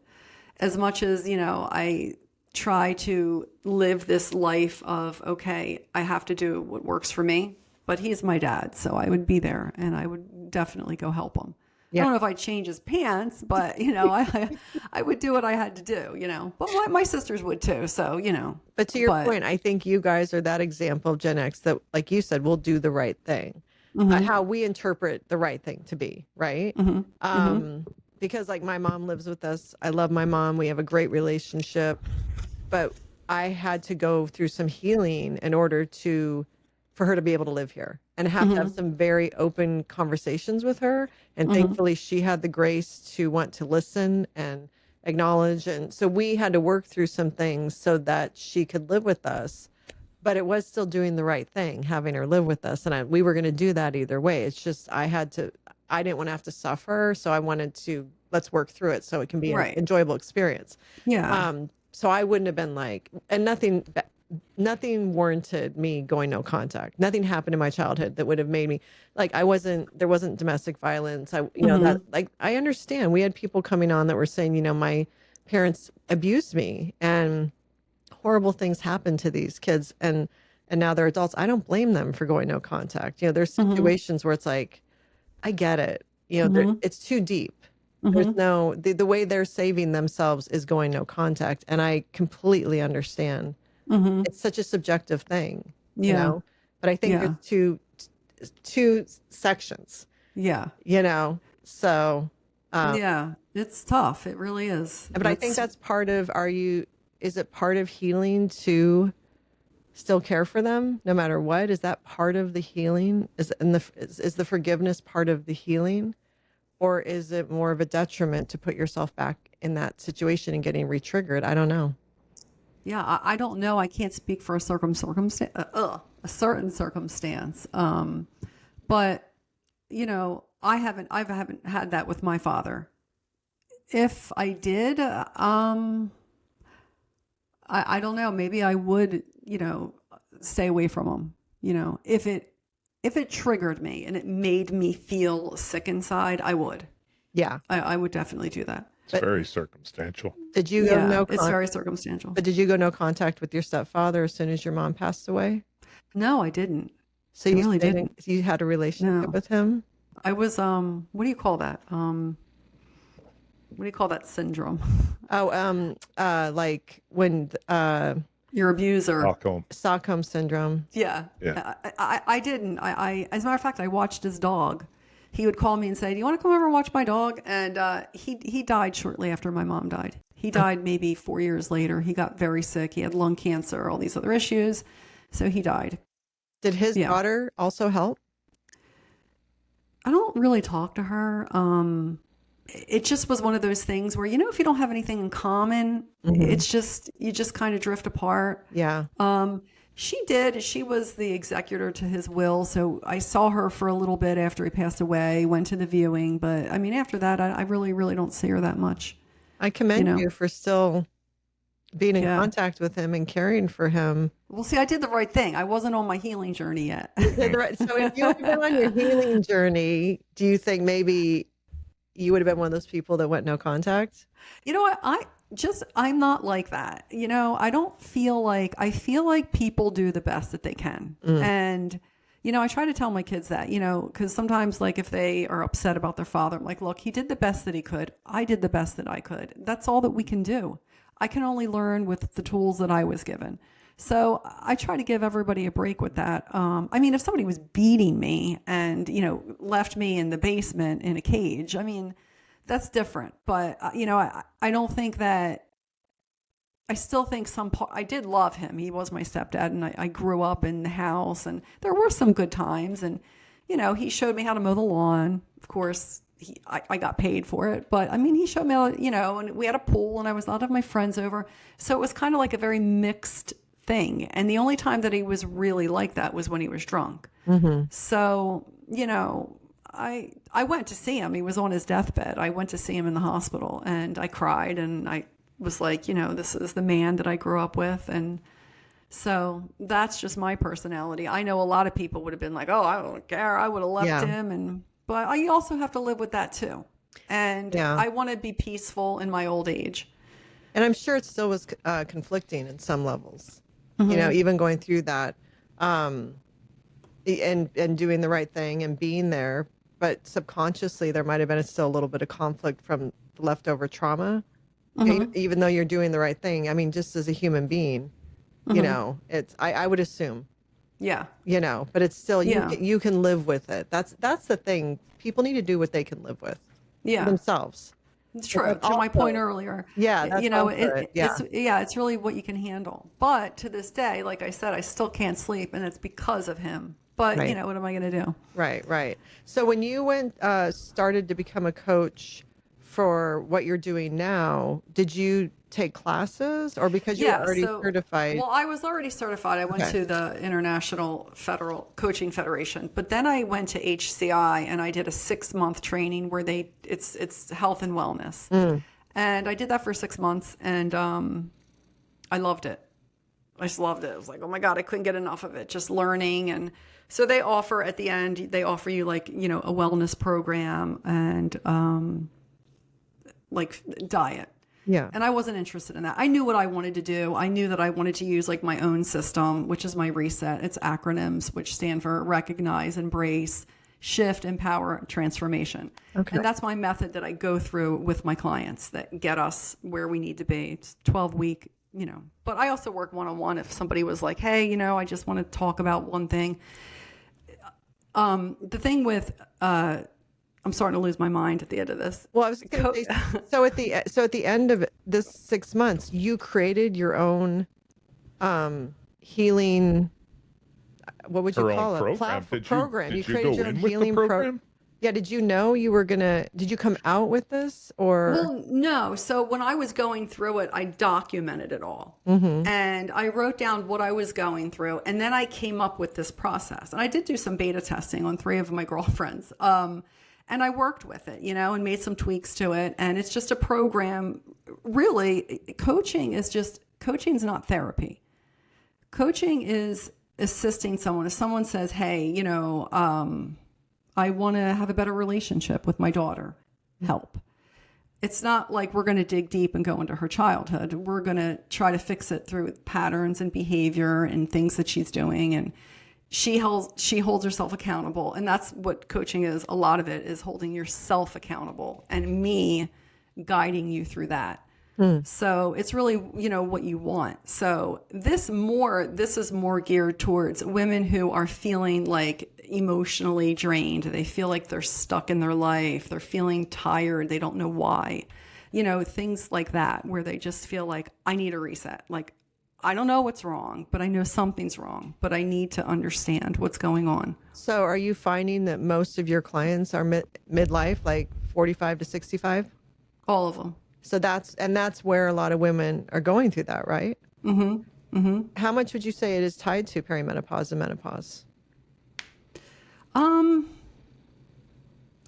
Well, anyone that's in between 46 and 55, I would say it's definitely tied to menopause. You know, but that's like a lot of their moods and stuff, you know. Do you feel being in that menopausal state though has been a positive tool for them to want to do this reset, almost giving themselves permission because they're finally focusing on themselves and self-prioritizing and not worrying about everybody else? Yeah, definitely. And people are very controversial on the whole, you know, hormone replacement, because in the beginning it was like, don't do it. Don't do hormone replacement. My sister had breast cancer. My mom died of breast cancer. So I was told never to do hormone replacement until I started seeing a couple doctors. They were said, unless you actually had it, I am a risk, but unless I've actually had the cancer, I could do it. So I was like, you know what? It's my life. I'm willing to risk it. So I have my mental health, and it's very low dose, and it changed my life. You know, it really did. Is that part? So, okay, the acronym again. Can you say it again? What each letter stands for? So R is for recognize, Okay. and that's recognize what's no longer working for you. Okay. Then the E is for embrace, which is where you are without your shame now. So you're fully in your power, and now you're okay with who you are and what you're doing. And then the S is for shifting your thoughts, which is your mindset, your habits, shifting all of that stuff, because you have to create new habits or there's no change possible. And then E is for empowering yourself, taking all that knowledge, empowering it, making it. It takes 66 to 90 days to create a habit. So any habit you have, now if you want to incorporate all of this new stuff in your life, it's like every day you have to do these things that you say you're going to do. You know, whatever habits people have. Some people want to quit smoking, some people don't want to drink coffee in the morning, some people want to exercise, whatever it may be. And then all that, and then like the final outcome is your transformation. And so that's what my book is about too. How long is the program? It's 12 weeks. And you said in some cases you do one-on-one. So is the program a group setting?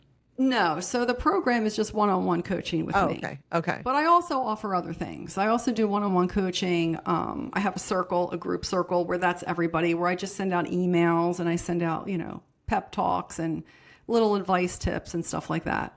Okay. So when someone comes to you, and you kind of just alluded to this, it could be with anything, right? Anything. They're coming to you with something as simple as I don't want to drink coffee in the morning. It doesn't necessarily need to be. Okay. So like, I'm having a midlife awakening. I'm having an identity crisis. I need guidance on help me transition into this next part of my life. Yes. Like, for example, I had patient. I had a client who is a hoarder. And, that's a lot of deep not letting go of things. So, we had to work through that, and she had to let go of her stuff. I had a person who was obsessed with shopping, filling the void, so there's all different kinds of things. And there's people who are like, I'm in a relationship. I don't know if I want to stay. I don't know if it's worth staying.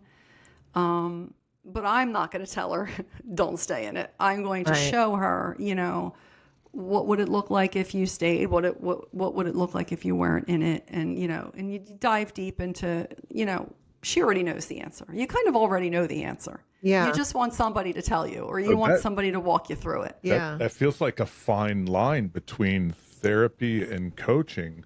But I'm sitting here thinking, so I'm a hoarder. Okay, you recognize that you're a hoarder, right? Embrace that, and then shift to not being. I'm oversimplifying, obviously, right? But that's the approach, right? Interesting. Well, yeah. So the approach is, well, why? Right? So why are you keeping all of these things? They don't know. They don't know because they're just obsessed with buying. This girl's in credit card debt, all this stuff. There's stuff she doesn't even open.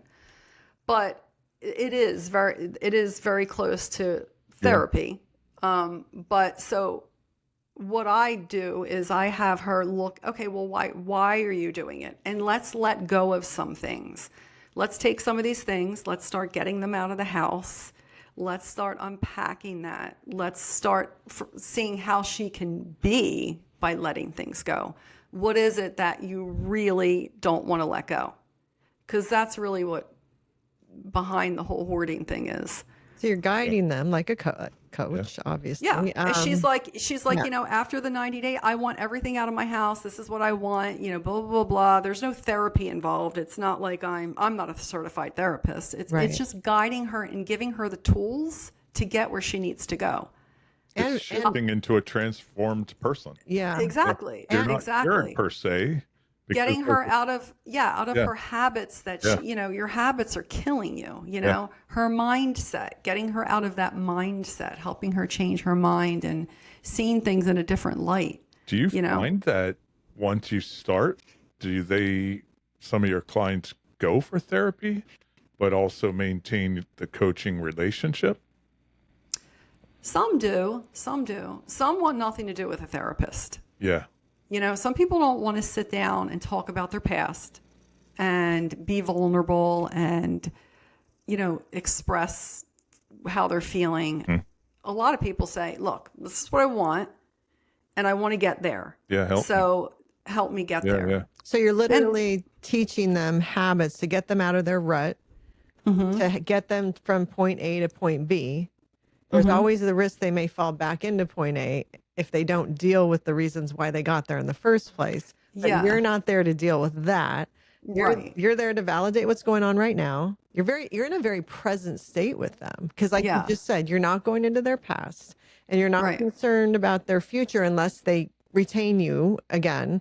Right. You're in a very present state with your clients of we're dealing with what's going on for the next 12 weeks. That's Yeah, what I'm like hearing right help you. now. Yeah, and Like what's going on in your body right now? Yes. What are you feeling? What are you sensing? You know? and as a result of you helping them hold themselves accountable, I assume the hope is they will continue to hold themselves accountable once they're done working with you. The habits have been ingrained in there. And maybe that whether that leads them to therapy or just they keep the habits going. Well, she's developing the habit through the coaching because, Right. like you're saying, the real time clock is 60 to 90 days, right? I always Yeah. say the hardest, when you start working out, at least if you start again, I always say the hardest day is day 15 because that's the beginning of your third week. And by the second week, you kind of, you're getting there. Day 15, now you can get to day 90 or beyond. Yeah. Yeah. type of thing. Well, it's funny you should say that because in coaching, they teach you that, you know, people only can change in very, very small doses because it's too scary. You know, but like I was saying earlier, your body's like rejecting it because you want to stay in this comfort zone.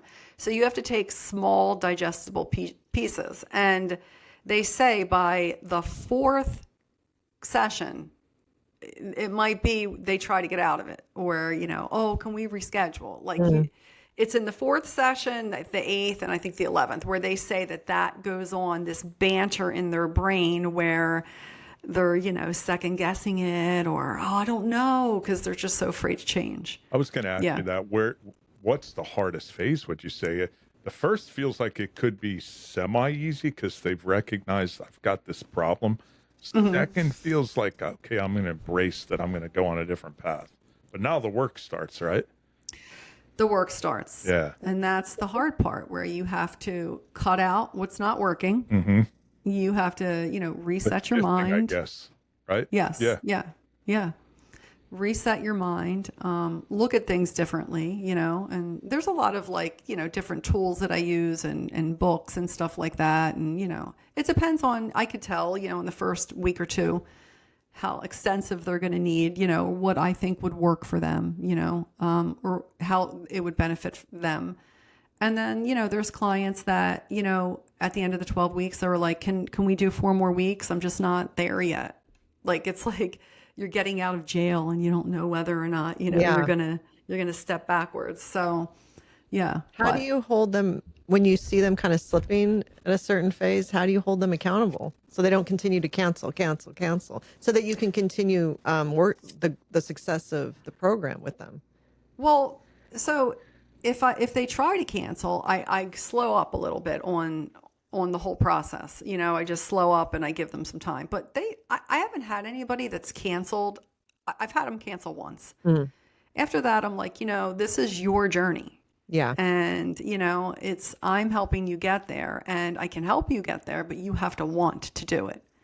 And, once they hear that, then they're like, you know what? Yeah. But they get afraid. I get afraid. I got afraid coming on here in the very beginning. I was like, I don't know. Even though I've done podcasts, I'm like, I don't know. I don't know what to say. What am I going to do? And it was just my brain. Your brain just does that, It's, Yeah, absolutely. What's the biggest challenge you've seen with this age of women that are your clients? Is there one kind of commonality as far as one common challenge that you've seen among them? Women who are going through divorce,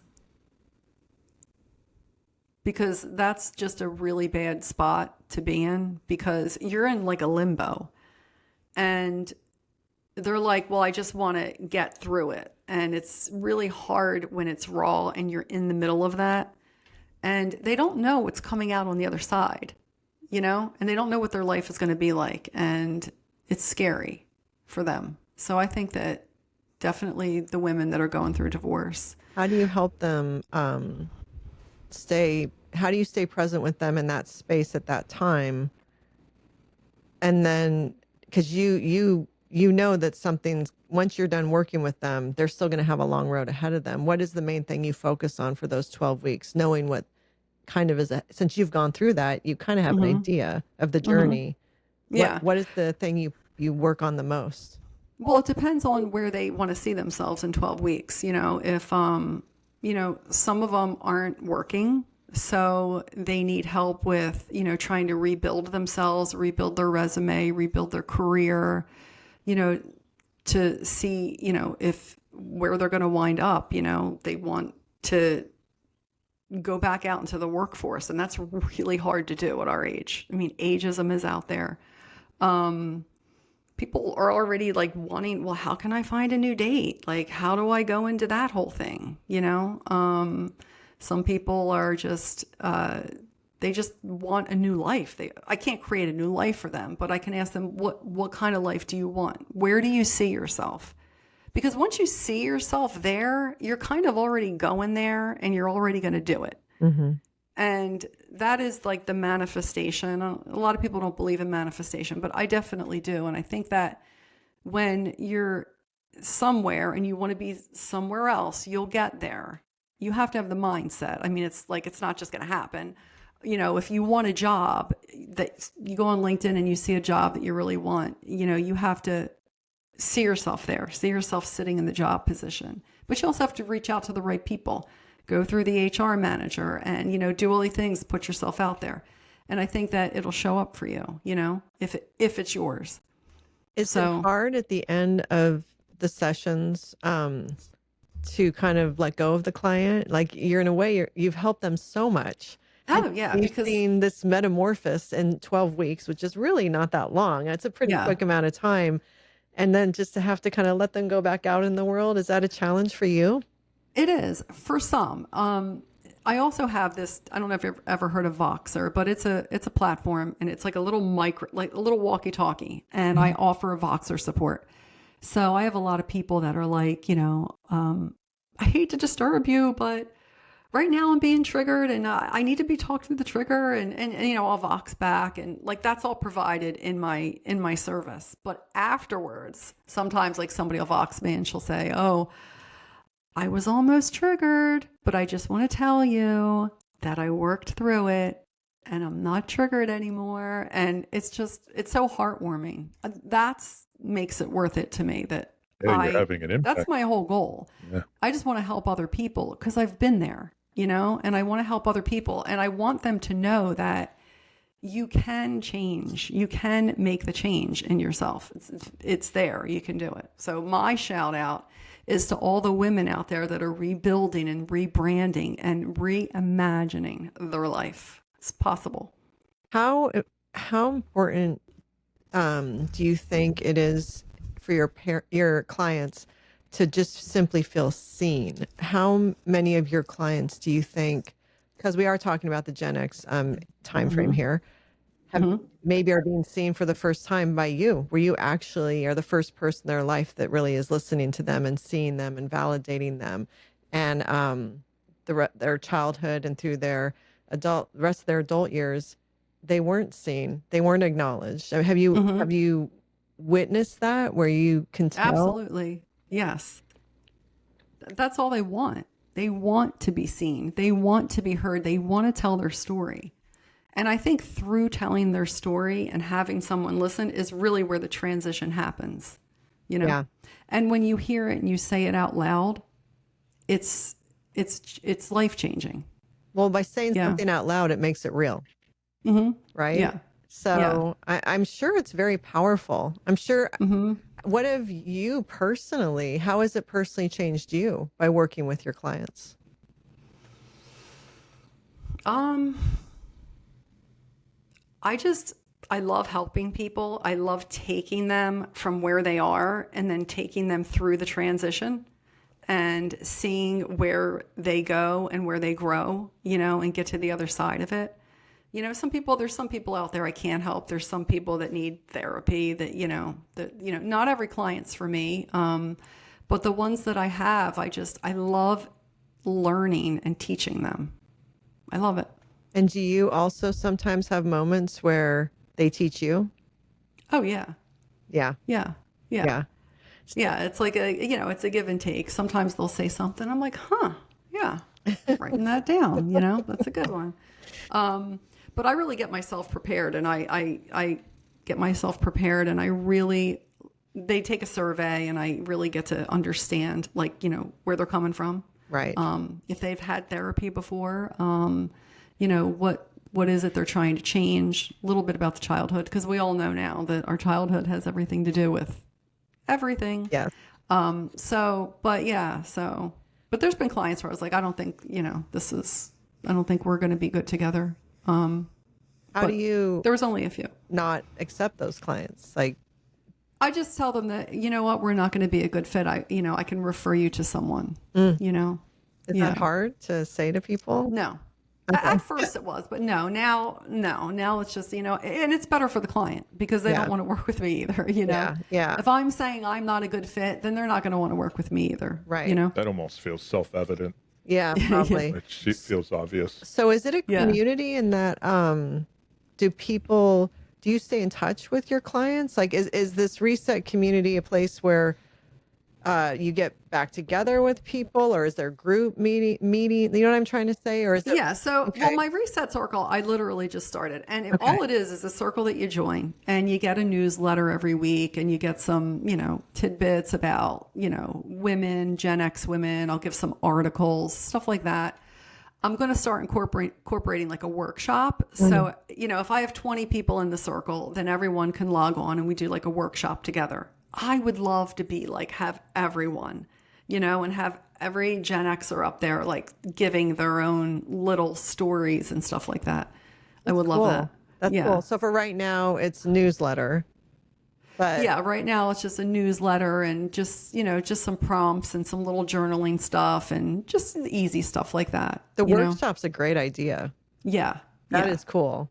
And would that be remote? Probably, right? Yeah, it would be remote. Yeah. I'll invite you, Nicole. Definitely. It's a very interesting. Because I'll do a topic too. I'll do a topic. Say I do a topic on, I don't know, survival mode. Because I feel like everyone's living in survival mode. We'll do a topic on survival mode and, how to overcome it and, what tools we can use to, to get over that and not feel like we're living in survival mode, No, that's awesome. Now, what about the book? So how is the book related to what you're doing? So my book it's called Gen X Reset, a guide to midlife reboot. So it's very similar to my coaching method, but it goes into detail about our generation, about what we've been challenged with.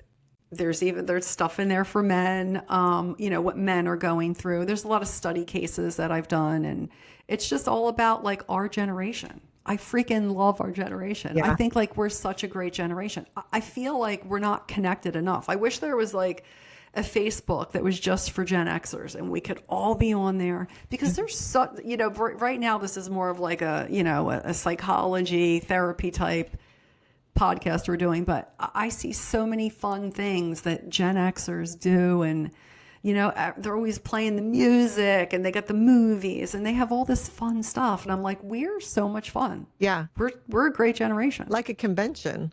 Yeah, we should have like a we should have a Gen X convention. Yeah, Gen X oh my God. Con. That's a great idea. Yeah, we should. It would be so much fun. What's remarkable? It would be.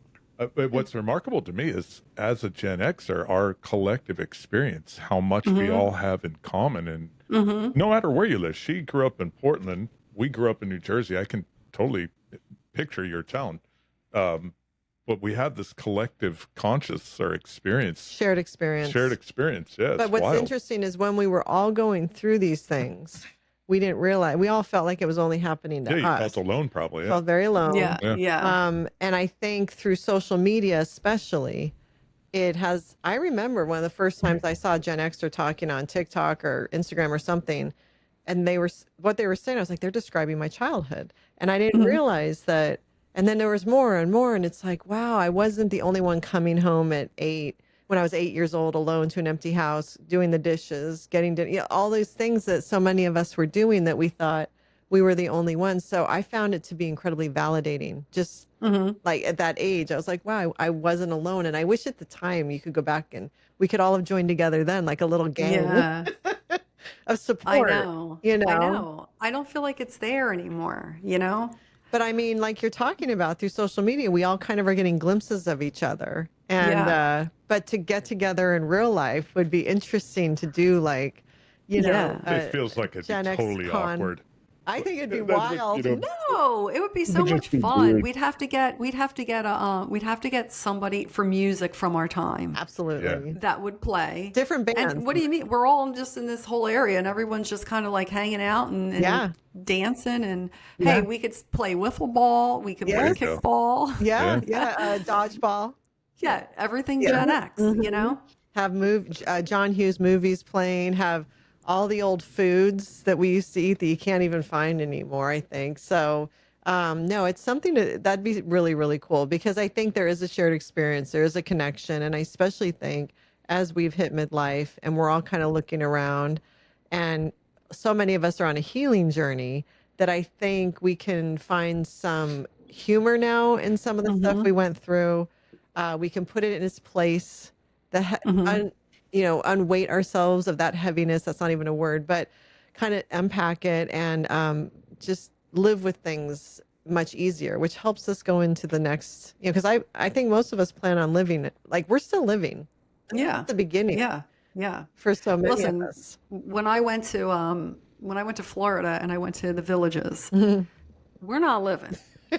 They're living, They're okay? not there. They're in their 80s and they're not going to doctor's appointments or sitting home. These people, I stayed there for 5 days. And my girlfriend, she's in her early 60s. She took me out every night. I couldn't even keep up with her. We were going to watch music live every night. We're drinking. We're going to restaurants. We were in the development. It took 45 minutes in the development to get to a restaurant. That's how big this place is. That's massive. Well, And we've driven past it. But not in it. I think We've driven past it, not hundreds of times, but a bunch of times, right? Going up to Tallahassee or whatever. Yeah. And it just keeps growing. yes. It's massive. It's huge. now. It's massive. And the story behind it's incredible, but it just, they're living. These people are out all day long. I was like, we're not living. Like Yeah. I'm home, we're watching Netflix and we're numbing out, you know? Yeah, They're living. Yeah. So it's like, that brings me to a question. Have you found that with working with your clients that a commonality is being functional alcoholics? A lot of Gen X women have been functional alcoholics through their life. not any of my clients. Okay. Because I like just the wine every night, couple glasses of wine every night, having a few, then drinking on Friday and Saturday, that type Yeah, of thing. my question is, what constitutes an alcoholic? In my mind, and when I probably should have put quotes, functional alcoholic, because I'm not certified in anything. But in my mind, drinking every day. Mm-hmm. I think that's I was a functional alcoholic. I've talked about it on the podcast where, because alcohol doesn't leave your system for 72 hours. I know that probably for a good 15 years of my life, there were very few days that there was no alcohol in my system. Because even if the last time I drank was on a Sunday, maybe I didn't drink Monday, Tuesday, I probably drank again on Wednesday. But I know I was doing it to cope with life and numb Or things. one drink? Just one drink? Keeping alcohol in my system, yeah. But usually it wasn't just one, it's two. Okay. Glass of wine, then I'd pour another Do you glass think of it wine. goes Yeah. from a glass to where you're dusting off a bottle, though? I definitely That feels could more like the threshold. easily get close to it, but not. I would get to where my body was wanting that glass of wine. Like there was like a time in the night where it's like I'm going to have that glass of wine, almost like it's time to have that cigarette. Yeah, I know what you're saying. I had that too. That itch. One phase in my life. That yeah. itch. So in my mind, that you're touching into functional. I was still functioning. There was a period that I was drinking enough. I'm not talking about getting drunk, but I'm keeping it in my system enough where I didn't realize I was waking up slightly hungover every day until I stopped drinking regularly, and I was waking up normal, and I was like, oh my God, I was hungover a lot. Even if it's subtle hangover, just that heaviness, that tiredness, that you're not totally awake, not a killer hangover like you were out partying the night before. Yeah. But I just thought I was tired. And then I realized I was a little hungover. I was feeling the effects of the alcohol. Yeah. So, and I know I had many friends during that time that were doing the same as me. Or if we did anything, so the park, youth sports, anything, going to the movies, anything, alcohol was involved. There was nothing we did where it wasn't like, oh yeah, bottle of wine or bring this or bring that. There was never a time, I can say that, where we did anything where we didn't have alcohol with us. Yeah. And so, and I think for a lot of us, it was just dealing and coping with life, with burying things, keeping things numb, functioning, raising kids, all of that. So that's what I was wondering. And, and that was that's an escape. I mean, I know for myself, I don't drink every day, but when I do drink, like I will drink scotch on the rocks, and I might have two. And I mean, that's strong. And might have to. I love it. but you just, what are you gonna do? We gotta do something. I mean, there's gotta be something. But no, I haven't really dealt with anybody that, or at least to my knowledge, right, had something. They didn't bring that to light. They didn't bring that up. No. Yeah. No, and I still have drinks on, like, I call them special occasions, like the 4th of July, or I save it for that, for my health, just because I feel like such crap. Even if I have 2 glasses of wine, I feel like crap the next day. Or I do like whiskey, any alcohol. Some people are like, drink tequila, drink vodka. It does not matter what it is. I feel it the next day. Usually for 2 days, I can feel it. I get bloated. So I have to look ahead and think, okay, is it worth the way I'm going to feel afterwards? And then I make a conscious decision. It is worth it. I know I'm going to feel like shit tomorrow. I'm okay with that because it's worth it for tonight. But it's like, but it's bad for your gut biome. It is. It's horrible. Yeah. But who cares? I'm willing to risk it. I'm like, I'm going to go have a drink. What the heck, I mean, we got to have some fun. I know. And I think it also depends on how you react to it and all that. Have you ever had Brothers Bond whiskey? No. It's really good. I know you Never said you heard of drink it. scotch, but yeah, this is really smooth. Oceans is very good. Oceans is really good. Yeah. Ocean. Did you ever have Basil Hayden? Yeah. Basil Hayden rye is really good. It's not even top shelf, but it's really, really good rye. Yeah. I love rye. I love rye. Yeah. Yeah. We have a bar in our house. Do you have That's a the Total irony. Wine? Oh, were you? We have a Total Wine. Yeah. Yeah. Okay. So Yeah. all that's there. Check out Brothers Bond. Do you watch the Okay. Vampire Have you ever watched the Vampire Diaries, like with your daughter No. or anything? You No. would know. So the guys from the Vampire Diaries, the 2 actors, started this company called Brothers Bond because in the show they're brothers, and it's like $40 a bottle. It's nothing. So we picked it up. My daughter likes Vampire Diaries. Brought it home. It's probably one of our favorite. It's so smooth. It's dangerous it's because it is so smooth. You can easily. It's You so can good. the bottle pretty. So if quick. you're ever in Total Wine, it's worth. Yeah, it's Yeah, I'm writing that down. Brothers Bond and Oceans is Brothers good. Bond. Oceans is more expensive. Oceans is good, but it's about $90. Yeah. And what's the other Yeah. one? It starts with the B. That you used to buy a lot. Not the Bookers. No, that's good. I always B. said it wrong. I'll think of it. It was the one where you can say it one way or another. They have a bunch of different ones at Total Wine. So again, Oh, that's a Scotch. yeah. Yeah, She drinks scotch. Yeah, she might yeah. think of that one. it's Balvenie. Balvenie, yeah. Balvenie. Oh, yeah, I've had that. Balvenie's good. Mm-hmm. So yeah, that's the Yeah. irony. We have a bar in our house. Yeah. And it's really great because, like, when the kids are over, holidays, all that, we play Uno around it. Whenever we have anything, people sit around it. We have a whole whiskey scotch section. So it's not that we're anti-alcohol in any way. It's just for us to stay healthy. I haven't drank in He's going on 120 days. Talk about Wow. Yeah. Why? You just don't want to? I just feel like shit. It's that thing. It's like Yeah, I just know. noticed my hangovers got progressively longer Yeah. and worse. It's like Yeah. you have a drink on a Saturday. Yeah. Right, you you're need out to on Sunday. You can't do nothing. Yeah, you got to reclaim it back on Sunday. So now you're, you're feeling it till Wednesday, and it's like, oh, I feel like Yeah, you got to start doing. I wish it worked for me because I would do it instead. I wish I wish gummies worked for me because I would just take some gummies. that's the move. The Yeah. But they make me paranoid. Same. But Yeah. if they make me overthink everything. I sit and Yeah, I have they do. analysis and I just think about my life. You got to start small and work up to it. You really do. My brain, no, and they give me the smallest dose. My brain gets so weird. I'm like, oh no, what's the shelf life on this? Because I'm going to wig out if I have to deal with this for 2 more hours. You almost have to just go for the ride. And then when you're done, you're like, okay. He says this every time. Like everyone reacts different. And I almost wonder if that's a Gen X thing too. It's like, I think if boomers did it, they don't care because they don't have any worries. They're like, we did everything fine. I don't care. But all of us Gen Xers are so worried about everything. Because we're uptight. We're still uptight. We're still trying to wear the cape. No, but for us, it makes us more like worried. Like I'm like, am I a good mother? Did I do everything? Yeah. I go down. Yeah, then you're cleaning the house and vacuuming. I'm like, what the? I don't want to do this. You still have to be productive on a gummy. It's actually we can't allow ourselves to just like be right. So exactly. And try the psilocybin.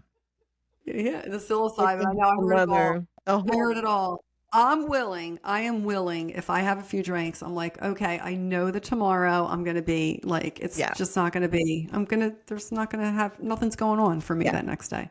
But it's worth it. Yeah. That's what I mean is like making that decision. Like, okay, I know I'm out, Yeah. So it's, I thought you were going to say, I'm willing to try a gummy after a few drinks. And I was like, that's not the move.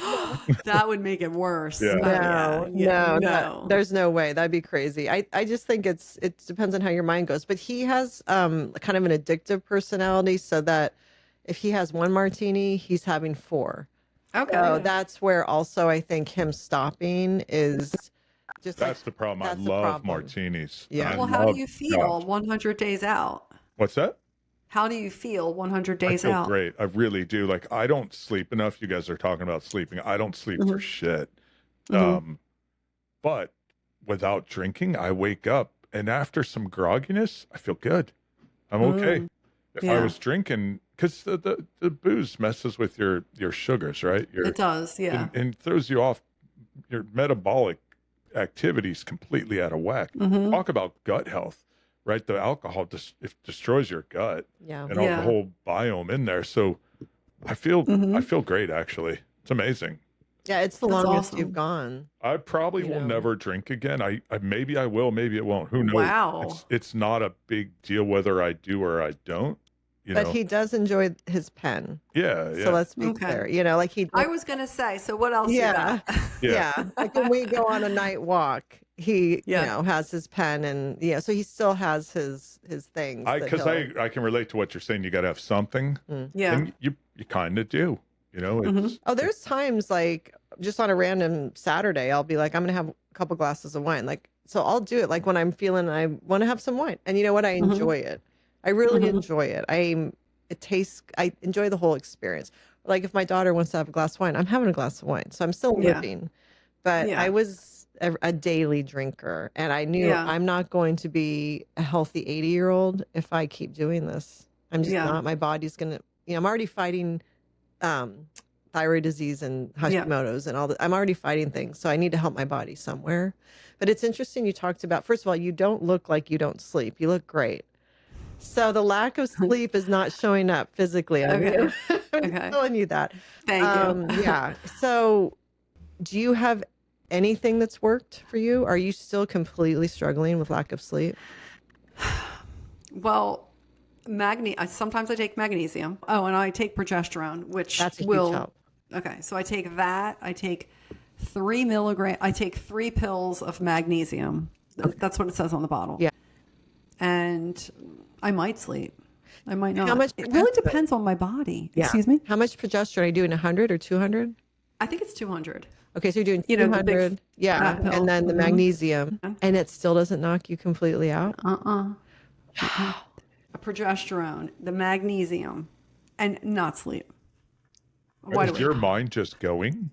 Yeah, my mind will it goes everywhere. They're my only options. Is the magnesium and the progesterone. Yeah.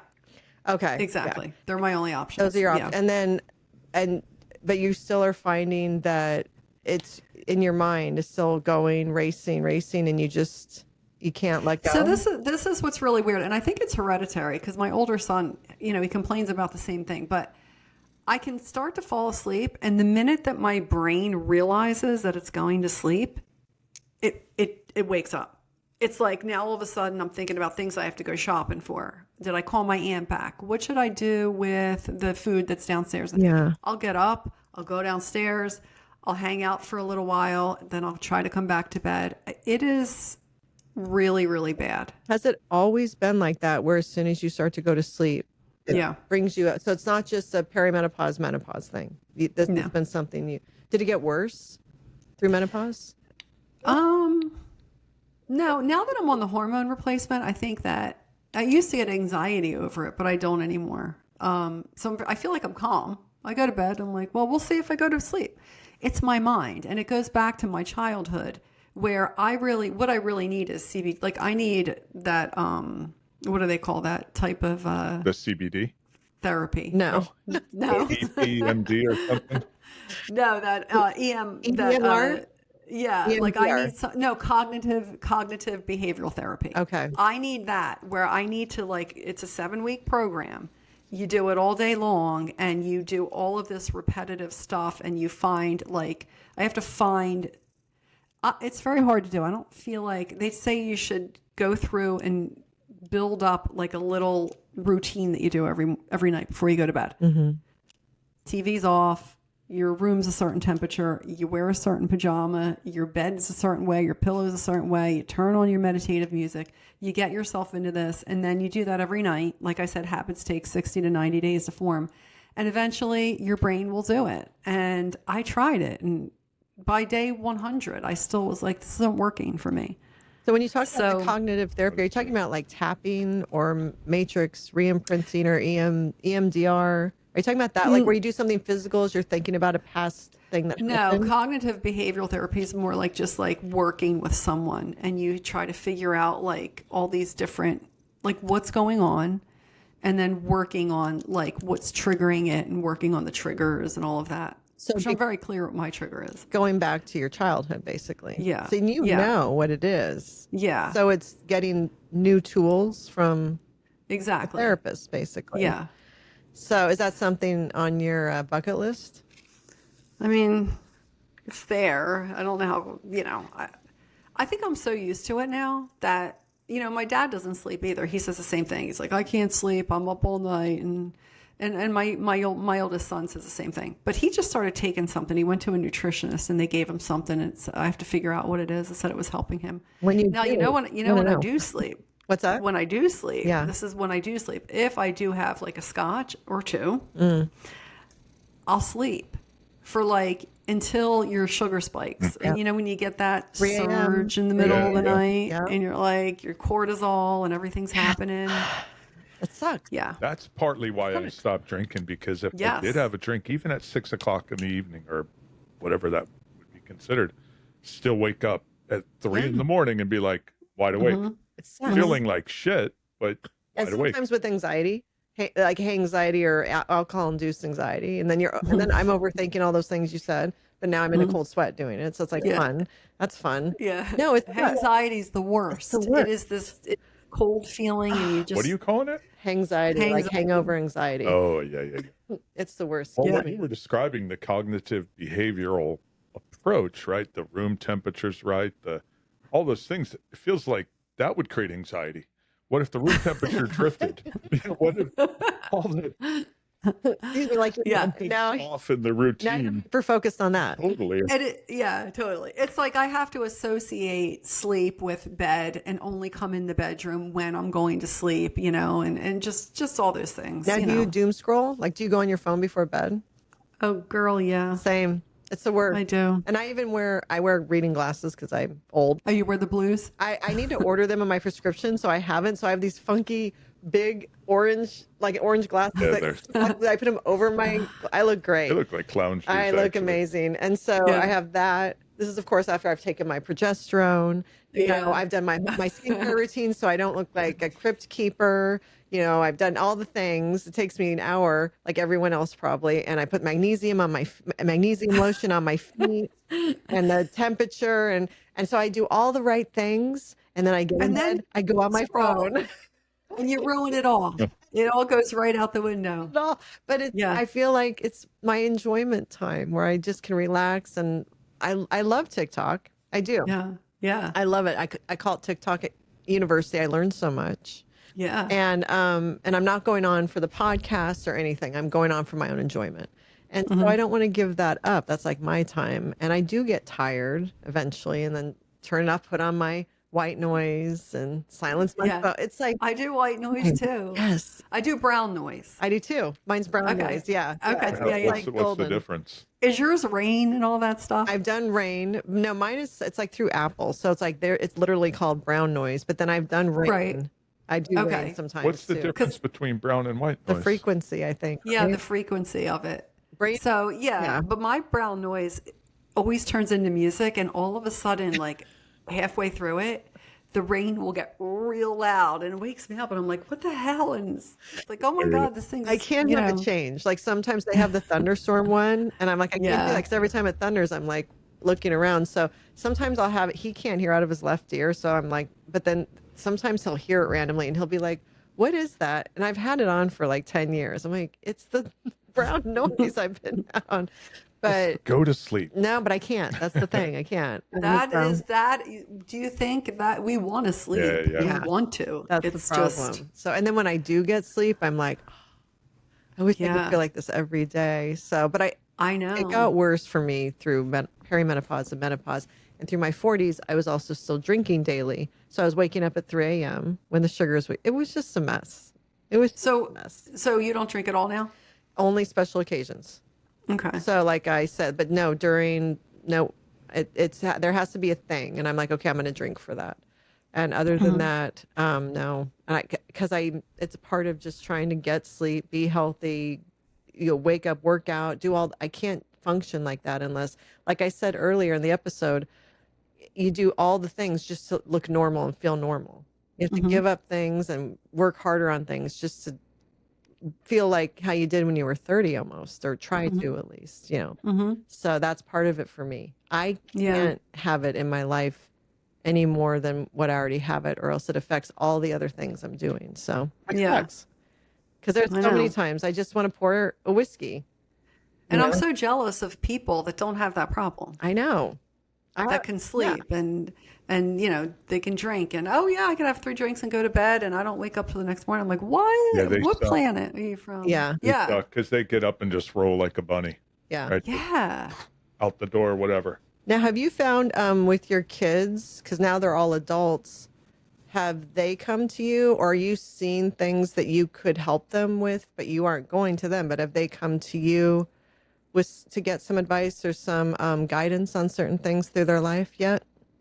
I got to tell you, I'm really proud of my kids. With my daughter being a psychologist, she gives me advice. Yeah. And she's really good at it. My oldest son is getting into PA school, so he's into the whole science end. So he also is has very much wisdom, and he doesn't ask me. I mean, he might call me and say, "How do you cook this?"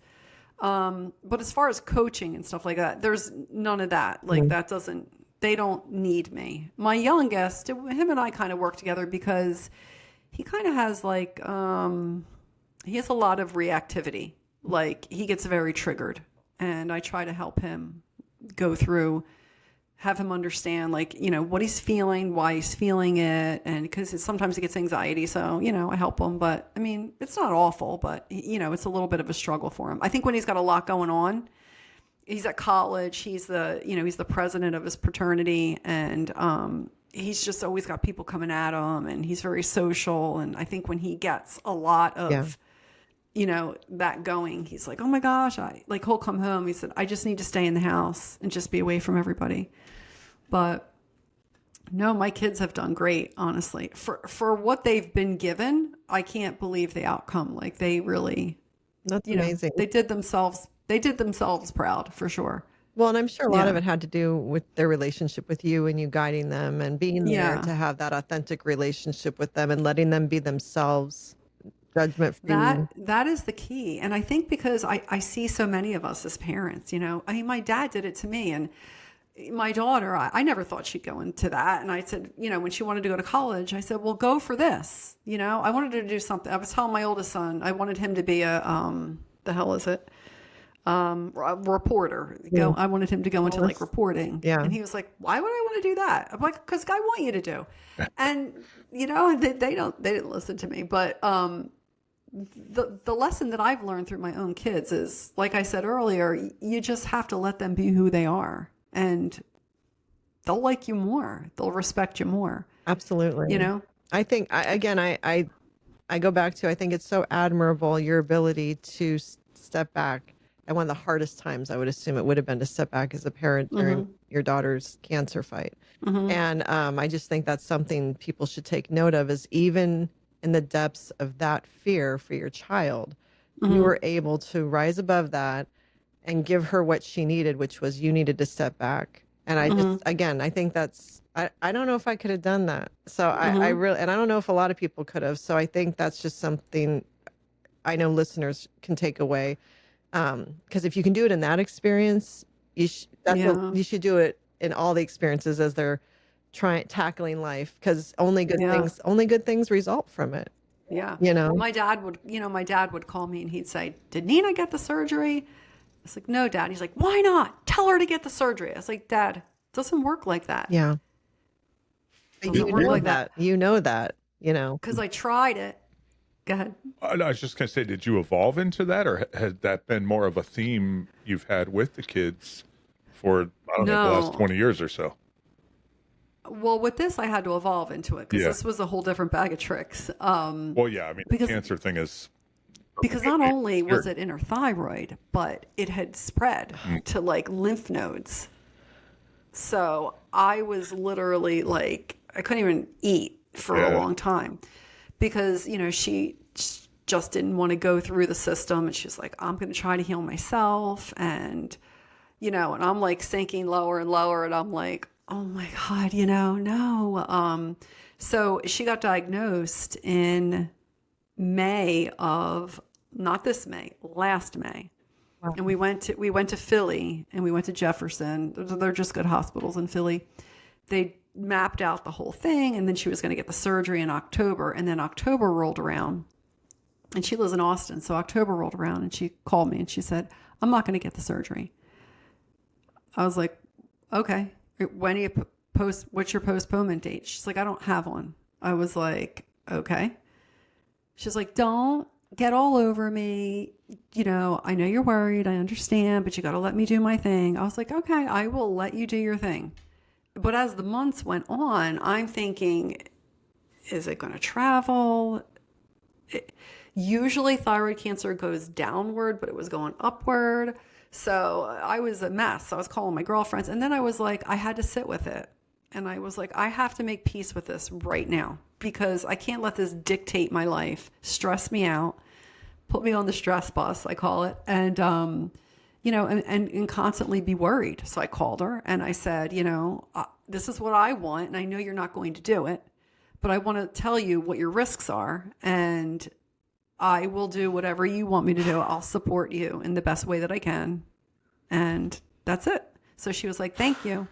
And then how long between that and when she decided to get the surgery? Well, a year later, because she got the surgery in May. Okay. Oh. So but you didn't know she was going to do that for a full year? Mm-mm. That's, wow. I can't imagine. I cannot imagine. She told me in April. What she was doing, though, she was going and getting ultrasounds and stuff, but that really didn't mean anything. They were like, yeah, it's still there. But she told me in April, she said, I'm going to get the surgery in May. I said, are you sure? Are you going to cancel it? Yeah. And she was like, no, I'm going to get the surgery. So she went and she got all her pre-work done and everything. And so I flew out to Houston, and, it was 8 hours, and she, they took like, wow, 18 lymph nodes out of her neck. Wow. Is an 8 hour and surgery? Her thyroid. Yeah. Wow. Yeah. It's pretty massive. Yeah, no kidding. She recovered. I couldn't believe the recovery. She was like laughing. She got up and she was just, yeah. But she's a big influencer on Instagram. She has like over 200 followers, and she does a lot of coaching like I do, but she does more therapy. Mm-hmm. But she put her story on there, and she's like, now that she's done it, she said that she's happy that she did it. But for a while there, I was like, I don't know if she's going to do it. Yeah. Like some people say, nope, not doing it. Yeah. Not doing the, but thyroid cancer isn't chemo or radiation. It's surgery. And then you take a pill, a radioactive iodine pill. Yeah. That attacks any of the tissue that's left. So she kind of got a lucky cancer. Yeah. Yeah. Definitely. Fairly contained compared to others, for sure. Yeah. But both of my sisters had thyroid cancer, and 2 of my cousins had thyroid cancer. So I don't know if I missed the gene and she got it. And I mean, who knows? But they say that these turbo cancers are out there, and all these young kids are getting breast cancer, colon cancers, and thyroid cancers. Yeah. I've heard that. Colon mostly because of the food. Yes. And the gut biome. Yes. No, it's so scary. All of it is. I'm so glad she's okay. And again, I can't imagine what you went through, and I commend you on being able to sit with that and find a place for that. And you created a space for yourself for that. So that had to have been one of the most challenging moments of your life, I would assume. Definitely. Yeah. Yeah. So I'm really glad I assume you tapped into your program. Oh, yeah. Right? I tapped into my program. I tapped into my scotch. Yeah. Well, before I ask my last question, do you have a question? Okay. I have a question about your program. By the way, I think it sounds cool. I'm excited. Is the book out yet, or you're? No, no, the book is not going to probably be out till the end of the year or January, because my book advisor is telling me that she's like, you don't want to put your book out. Because November will probably be when we can be done with it. But she said, you don't want to put it out at the end of the year because of the holidays and all that. Make it January. So you definitely have to let us know when you come out. We'll put it out there. Yeah. But my question is, the program, you say, I think you took notes and it was part of your own journey, right? Mm-hmm. And how far back is that going all the way back through your whole life? Just you as a person digging deep and coming up with that, and you developed that, I think, based on your own, say, recovery, or your own experience, right? Does that kind of make sense so far? Yeah, I mean, it's based on my own experience. I mean, I can do any program. I could just say, hey, I'm a GenX coach, and, let's go through this. Yeah. I made this reset program because when I started looking at the healing, the recognizing, the embracing, the shifting, the, empowering and the transformation, like I wanted that all to be like part of the process. So when somebody's going through it, they're like, okay, we're recognizing. Let's recognize what this is. I think over my whole life, I've always navigated some kind of therapy to friends, and I've done things with friends, and I've did a lot of like therapy in small ways, and I know what works, and I know what people need and want, and if they're okay and they want to do the change, then I know that I can get them there. I think what's cool about it is based on your personal experience, and it's not just like I'm going to go read some Freud and some Jung and some Skinner and Pavlov and come up with this kind of a psychobabble approach, right? Because there's a lot of that competition in some ways, right? This is more of an authentic, genuine, real life experience program that's developed over time. It's cool. Authentic. Yeah, it's authentic. Yeah. I like it. It makes a lot of sense. Yeah, thank you. Yeah. And I love, I like I said, I love, I mean, the book is going to be, it is called The Reset, and it is a guide to midlife reboot. I think that's the correct term for us, a reboot. Remember when computers first came out? Yes. But it also is a lot to do with Gen X. There's a quiz in the beginning to see if you qualify for the reset or if you need the reset. But yeah, it's really just about, finding our balance, and people want to be heard, and they haven't been heard for a long time, especially Gen X women. Yeah. Or ever. Yeah. forever in their life. And listen, and I love the men too. I don't Yeah. know that the men would want to do the reset, but you know, my writer always says to me, "Well, do we want to throw men in there? Because why is it always about the girl?" And I was like, "Well, because I think women are more in tune and they want to do that. Yeah. You know, men are, you know, men don't really, they're not interested. They're good. I think it's weird though, like we were talking about earlier. Once you hit 50, where something's happening over here, where you start thinking slow down or whatever. So you might have something there. I For don't the know. men? Yeah, for the men.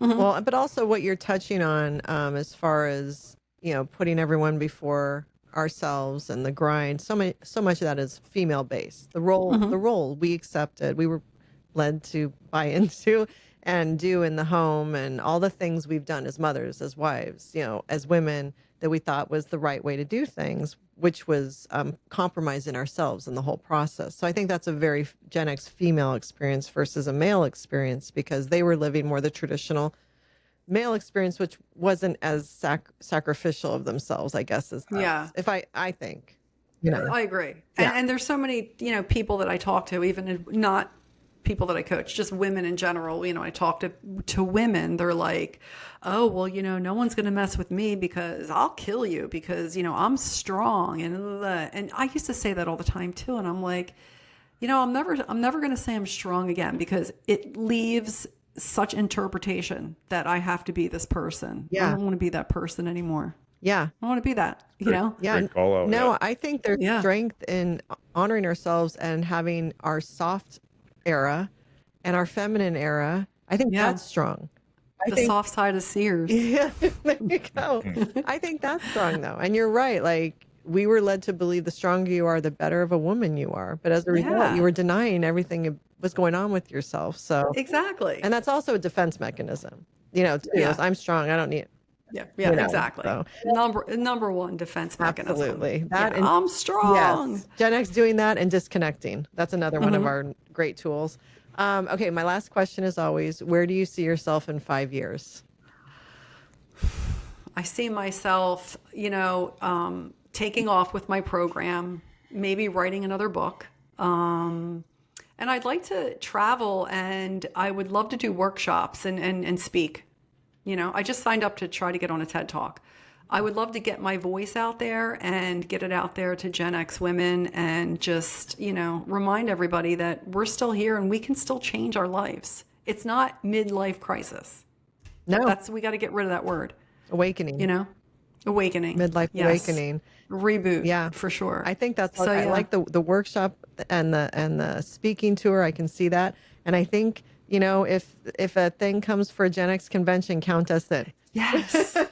I'm You know? counting you in. Yeah. Yeah. Because I think that'd be so much fun. Yeah, that would be Yeah. great to see. So, Yeah. well, again, Gina, we can't thank you so much. Thank you for so much. sharing your I can't story. believe how much time has gone by. I know. I keep seeing a like go up. What is that? Oh, I don't know. That's Riverside. I don't Oh, Yeah. when you talk, though, like the frame comes in saying you're talking. No. She sees a light, like a thumbs up. Oh, a light. Yeah, I see a thumbs Yeah. up. Yeah, it's a Riverside Yeah. thing. Sometimes when I'm editing, it'll come up. I'm like, oh, Yeah. just ignore it. It's not going to be in the final thing.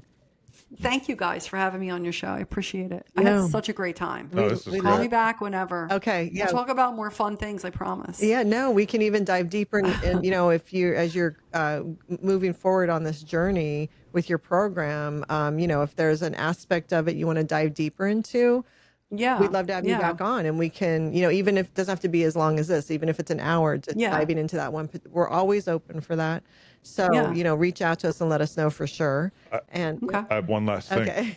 okay. Yes. How do people get in touch with you? Oh, Right? It's a yes. virtual world. Oh. And how do they get in touch with you for you to help them coach them and Well, stuff?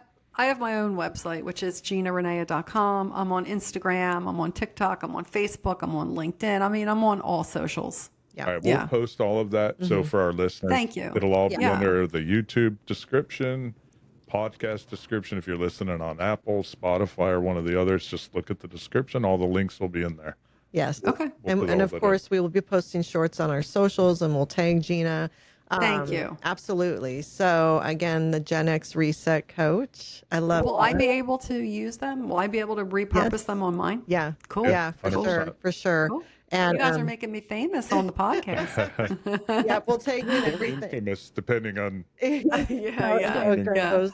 But Yeah, exactly. to all of our listeners, we welcome all your questions and comments. And if you have any questions or comments for Gina, we will definitely make sure that she's aware of them so she can get back to you. So feel free to leave any questions or anything under our socials for her, and we'll make sure she's aware of that. And again, you can leave any for us as well. And we will see you next time. Bye.